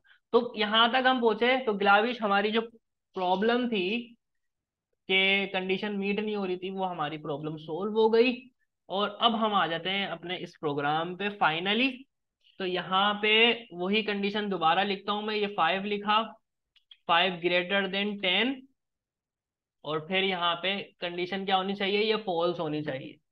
तो 5 जो है वो 10 से बिल्कुल बड़ा नहीं है, तो ये कोड ब्लॉक हमारा नहीं चलेगा। कौन सा चलेगा, ये कोड ब्लॉक चलेगा हमारा। नीचे वाला जो एल्स ब्लॉक है ये चलेगा, num2 हमारा यहाँ पे आगे प्रिंट हो जाएगा। तो अब हम चलाते हैं। यहाँ पे लिखा मैंने 5 और यहाँ पे लिखा 10। तो ये क्या कह रहा है, the larger number is num2 यानी कि 10। इस कंसोल को मैं हटा देता हूँ। ठीक है, अब मैं लिखता हूँ 1 और अब मैं लिखता हूँ 2। तो द लार्जर नंबर इज 2। ठीक है। अच्छा, अब बहुत सारे स्टूडेंट्स होंगे जो कि कंफ्यूज हो गए होंगे, जिनको ऐसा लग रहा होगा कि यार बहुत हार्ड है जावास्क्रिप्ट, ये हमने बहुत लंबी करी, ऐसे समझना पड़ेगा क्या हमें पूरी क्लास में? तो नहीं, बिल्कुल ऐसा नहीं है। सीन कुछ ये है कि जब मैं जब कुछ चीज सिखा रहा हूँ ना, अगर वो स्मूथ चल रही होगी तो मैं कुछ नहीं कहूंगा। लेकिन जब भी अगर क्लास के दौरान कोई एरर आएगा तो मैं बिल्कुल इसी तरह से क्लास को लंबी करूंगा और उस एरर को आप लोगों के सामने ही मैं रिजॉल्व करके दिखाऊंगा। आप चाहें तो बस इतना मान लें कि जो आपको मैंने लार्ज नंबर चेक करने के लिए एक प्रोग्राम बनाना सिखाया है, बस आप इतना समझ लें। आसानी के लिए, टेंशन दूर करने के लिए, जो अभी सब कुछ मैंने सिखाया है उसको एक यूएसबी में लें अपने दिमाग से और उस यूएसबी को फेंक दें। अगर आप ये करना चाह रहे हैं, अपनी पिछली मेमोरी को डिलीट करें। कि लार्ज नंबर को चेक करने के लिए आपको क्या करना है, दो नंबर लेने। ठीक है, नंबर, क्योंकि यहाँ पे जो भी नंबर आएगा वो स्ट्रिंग में आएगा। वो किस में आएगा, वो स्ट्रिंग में आएगा। यहाँ पे आपको उसकी क्या करनी होगी, टाइप को चेंज करना होगा। ठीक है, टाइप को चेंज करना होगा। टाइप चेंज होगी, टाइप चेंज होने के बाद क्या करेंगे आप, कंडीशन चेक करेंगे आप कि क्या नंबर 1 नंबर 2 से बड़ा है। अगर है, अगर कंडीशन ट्रू है तो ये प्रिंट हो, अगर कंडीशन फॉल्स है तो ये हो। तो बस ये 2 मिनट की कंडीशंस थी जो आपको सिखाना मकसद थी। अच्छा, जायद कह रहे हैं सर हमने असाइनमेंट जो की है वो क्या कह रहे हैं, तायरा कह रही है thank you very much sir, very well understood, बेहतरीन। अच्छा, आरिफ कह रहे हैं नंबर तो स्ट्रिंग के लिए के यूज करेंगे सर, नंबर टू स्ट्रिंग के लिए क्या यूज करेंगे? ठीक है, वो मैं बताऊंगा बाद में। अभी आप इसको यहाँ तक ही रखें। आयशा, फातिमा, कोई कंफ्यूजन, कोई डर लग रहा हो जावास्क्रिप्ट से तो बताएं। कौन से ऐसे स्टूडेंट्स हैं जिनको डर लग रहा है और कौन से ऐसे स्टूडेंट हैं जिनको डर नहीं लग रहा, जिनको थोड़ा सा इजी लगा? सर इसमें जो हमने असाइनमेंट की है सर, जी। वो तो जिस तरह आपने दिए हैं वही हमने प्रैक्टिस किए हैं। अभी जिस तरह आपने समझाया उसमें तो हमारी गलती निकल जाएगी, गलती होगी, हाँ, कोई इसमें मसला नहीं। कोई मसला नहीं, जैसे कि रूल है कि जब कोई पेपर के अंदर मिस्टेक होती है तो उसके नंबर पूरे दे दिए जाते हैं। तो इसके अंदर भी पूरे नंबर दिए जाएंगे, ये प्रैक्टिस के लिए था। अच्छा हुआ कि जो है ना ये चीज़ जो है वो मैंने प्रोग्राम को रन करके मैंने देख लिया, तो समझ में आ गई चीज़ें कि क्या इस तरह से मिस्टेक है। आगे भी हैं सर कुछ सवाल, बहुत सारे, तकरीबन 4 सवाल 5 सवाल ऐसे हैं जिसमें कंफ्यूजन है। एक लास्ट भी है, हाँ ठीक है। लास्ट में। ठीक है, नो प्रॉब्लम, हम जो है वो नेक्स्ट क्लास में जो है वो उन प्रोग्राम्स को भी रन करके देख लेंगे। उसमें कोई देख लेंगे, मसला नहीं है। अच्छा, ग्लाविश कह रही है इजी तो नहीं है सर। और आयशा फातिमा की तरफ से आया जी सर समझ आ गया, बाकी हम प्रैक्टिस करेंगे। अच्छा, ये जो आखिरी जो लफ्ज होता है ना, बाकी प्रैक्टिस करेंगे, इसका मतलब ये होता है कि भाई वही जो ग्लाविश वाला जवाब है। अच्छा, आरिफ कह रहे हैं क्लियर है सर लेकिन थोड़ा सा डर लग रहा है, लेकिन आप साथ हैं तो कोई डर नहीं। हाँ, डरने की बात नहीं है, ये अभी तो इनिशियल फेज है ना यार, ये इनिशियल फेज है। ये जो डिबगिंग मैंने आपको सिखाई है ना, ये जो डिबगिंग मैंने आपको सिखाई है ये क्लास में नहीं सिखाई जाती। ये एंडिंग में जो है ना, आप लोग जब प्रोग्राम बना रहे होते हैं ना, ये डिबगिंग आप खुद करते हैं। आपको प्रोग्राम दिया जाता है कि यार ये बना के लाओ, आपका मकसद होता है वो बना के लाना। कोई एरर आ रहा है, वो एरर भी आपने खुद ही रिजोल्व करना है, वो मसला भी आपने खुद ने रिजोल्व करना है। तो मैं क्या कर रहा हूँ, मेरा मकसद क्या है अभी, इनिशियली बिगिनर लेवल पे आपको लाइक उंगली पकड़ के चलना सिखाना। तो अब जब उंगली पकड़ के चलना सिखा रहा हूँ तो बीच में क्या है, पत्थर आ गया। भाई मैं आपको बताऊंगा ना यार, ये पत्थर पकड़ो ऐसे और इसको साइड में रख दो, इससे आगे बढ़ने का तरीका ये होता है। तो अभी मैंने एक्चुअली, मेरा मकसद आपको ये प्रोग्राम चलाना सिखाना नहीं था कि ये प्रोग्राम किस तरह से वर्क कर रहा है। मेरा मकसद था आपको डिबगिंग सिखाना कि उस मसले तक पहुंचा कैसे जाता है। मैंने क्या क्या किया, मैंने जो है वो यहाँ पे इसको आगे पीछे करके देखा, यहाँ पे मैंने लेस देन को चेंज करके देखा। By the way less than को मैं स्किप कर गया था क्योंकि मैं उसके पे मजीद टाइम लगाना नहीं चाह रहा था। लेस देन पे भी सेम इशू आता, तो उस वो करके देखा मैंने, मसला हल नहीं हुआ। फिर मैंने कंसोल करा के देखा, इन दो को कंसोल करा के देखा, फिर भी जो है वो मुझे तब जाके जो है ना मसला समझ में आया कि यार ये जो है वो कुछ तो गड़बड़ है, कि फॉल्स आना चाहिए था लेकिन ट्रू आ रहा है। फिर मैं आगे बढ़ा और फिर मैंने देखा यार चेक तो करूं या कि जो इनपुट आ रहा है वो इनपुट आ क्या रहा है। तो मुझे समझ में आया कि यार इनपुट जो है वो स्ट्रिंग आ रहा है। इनपुट जो है वो कैसे पता चला मुझे? कलर से पता चला। कलर से भी कोई पक्का एक तरह से कह लें आप, मैं कह सकता हूँ कि कलर किसी वजह से चेंज हो गया हो कंसोल का। मैं कह रहा हूँ असल जो मुझे पता चला वो पता चला टाइप ऑफ का कीवर्ड यूज करके। टाइप ऑफ ने बताया कि भाई आप जो इनपुट ले रहे हो यूजर से वो उसकी टाइप ही स्ट्रिंग आ रही है, इसी वजह से मसला आ रहा है। फिर मैंने क्या किया, मैंने उसकी टाइप चेंज कर दी कि भाई यहाँ पे भाई जो भी टाइप यहाँ पे आ रही है स्ट्रिंग उसको नंबर में चेंज कर दो, जो टाइप आ रही है उसको नंबर में चेंज करो। जैसे ही मैंने किया हमारी कंडीशन जो है वो सही चलना शुरू हो। तो भाई all story short, long story short, के सिंपल सा प्रोग्राम था। इनपुट लेना है यूजर से, कन्वर्ट करना है टाइप को, और फिर कंडीशन चेक करनी है। अगर पहला नंबर बड़ा हो, if number 1 is greater than number 2, तो पहला नंबर यहाँ पे प्रिंट कर दो। और अगर ऐसा नहीं हो, ये कंडीशन फॉल्स हो रही हो, तो ये प्रिंट कर दो। जी हाँ, मीटिंग बिल्कुल एंड हो रही है, हमारी क्लास भी एंडिंग की जानिब है। आगे कौन सा प्रोग्राम है? तीसरा प्रोग्राम था और जेंडर का प्रोग्राम है। जेंडर का प्रोग्राम भी आसान ही है, जब तक है तो देख लेते हैं दो तीन और। जेंडर का प्रोग्राम में भी कोई मसला नहीं है, इसके अंदर तो सिंपल ये स्ट्रिंग ही आएगा ना। अब तो आप माइंड में देखें, अब आपको बहुत सारी चीजें समझ में आ गई। आपको अब बहुत सारी चीजें समझ में आ गई कि स्ट्रिंग कैसे होता है, डिबगिंग कैसे होती है। अब आपका क्या काम है, आप इन प्रोग्राम्स को खुद ही अपने तौर पे रन करके देखेंगे। अब आपकी ये बात समझ में आ गई कि इनमें गलती हो सकती है, गलती के चांसेस हैं, तो आप खुद चेक करेंगे। और अगर कोई मिस्टेक होती है, कोई गलती आप लोगों को नजर आती है, उसको आपने डिबग करना है और उसको आपने सोल्व करना है। अभी ये प्रोग्राम तो मुझे सही नजर आ रहा है कि यार जेंडर लिया, यहाँ पे जेंडर आ गया, वो ऑब्वियसली स्ट्रिंग होगा, तो यहाँ पे फीमेल का आ जाएगा। लाओ नोट डालो। बाय द वे मैं नेक्स्ट क्लास में इंशाल्लाह इसको भी रन करके दिखाऊंगा। ठीक है। अच्छा, आखिरी बात वो ये जो मैंने शुरू में क्लास में आपसे सवाल किया था, और आई थिंक वो रिकॉर्डेड क्लास में नहीं होगा क्योंकि जब रिकॉर्डिंग नहीं हो रही थी, तो मैं जो है वो टाइम को एक्सटेंड करना चाह रहा हूँ। मैं ड्यूरेशन या तो बढ़ाना चाह रहा हूँ, या तो मैं एक डे और ऐड करना चाह रहा हूँ क्लास का, ताकि जो है वो जिस तरह से क्वालिटी में जो है वो चीज़ें आपको डिलीवर की जा रही हैं वो डिलीवर हो, मगर इतना ज़्यादा टाइम ना लगे। वो नेक्स्ट मंथ या at least next to next month के मिड में कंप्लीट हो जाए। ये जो आपका बेसिक का कोर्स है कि कंप्लीट हो जाए, और आप जो है वो किसी एक फील्ड को चूज करके फिर वो टेक्नोलॉजी सीखने की जानिब आप लोग जो है वो बढ़ जाए। तो मैं ये चाह रहा हूँ कि क्वालिटी बरकरार रहे, लेकिन हम थोड़ा स्पीड अप हो जाए अपनी मंजिल की जानिब, थोड़ा सा स्पीड अप हो जाए। तो उसके लिए मेरे पास दो सॉल्यूशन है। या तो हम एक डे और ऐड कर लें अपनी क्लास में, हफ्ते का दिन, लेकिन उसमें ये प्रॉब्लम आती है कुछ स्टूडेंट्स जो है वो ऑफिस वगैरह जाते हैं, हफ्ते का दिन हम ऐड कर लें। या दूसरा सॉल्यूशन ये है कि हम जो है वो संडे की जो क्लास की टाइमिंग है उसको इंक्रीज कर लें। तो तीसरा भी सॉल्यूशन है एक, लेकिन वो मैं बता नहीं रहा, तो मैं आपसे जानना चाह रहा हूँ। तो आप लोग मुझे ग्रुप में बताएं कि क्या किया जाए। अच्छा, वोटिंग के मैं बिल्कुल खिलाफ हूँ, वोटिंग हम नहीं करा सकते। वोटिंग के अगर मिसाल के तौर पे 10 लोगों ने एक चीज पे वोट दे दिया और एक ने नहीं दिया, तो वो बेचारा एक पिस जाएगा। तो मैं चाह रहा हूँ सब साथ रहें। ठीक है, तो ये आप मुझे क्लास में ग्रुप में बताएं क्या किया जाए। आप लोगों का इंतजार रहेगा, मैं ग्रुप में भी ये चीज डाल दूंगा। ओके। गिलाविश कह रही है सोने का एक ही दिन होता है, 9 बजे के बाद कर लें। ओके, तो थैंक यू वेरी मच। इंशाल्लाह नेक्स्ट क्लास में मिलते हैं, घबराए नहीं, इंशाल्लाह सब बेहतर होगा। अल्लाह हाफिज।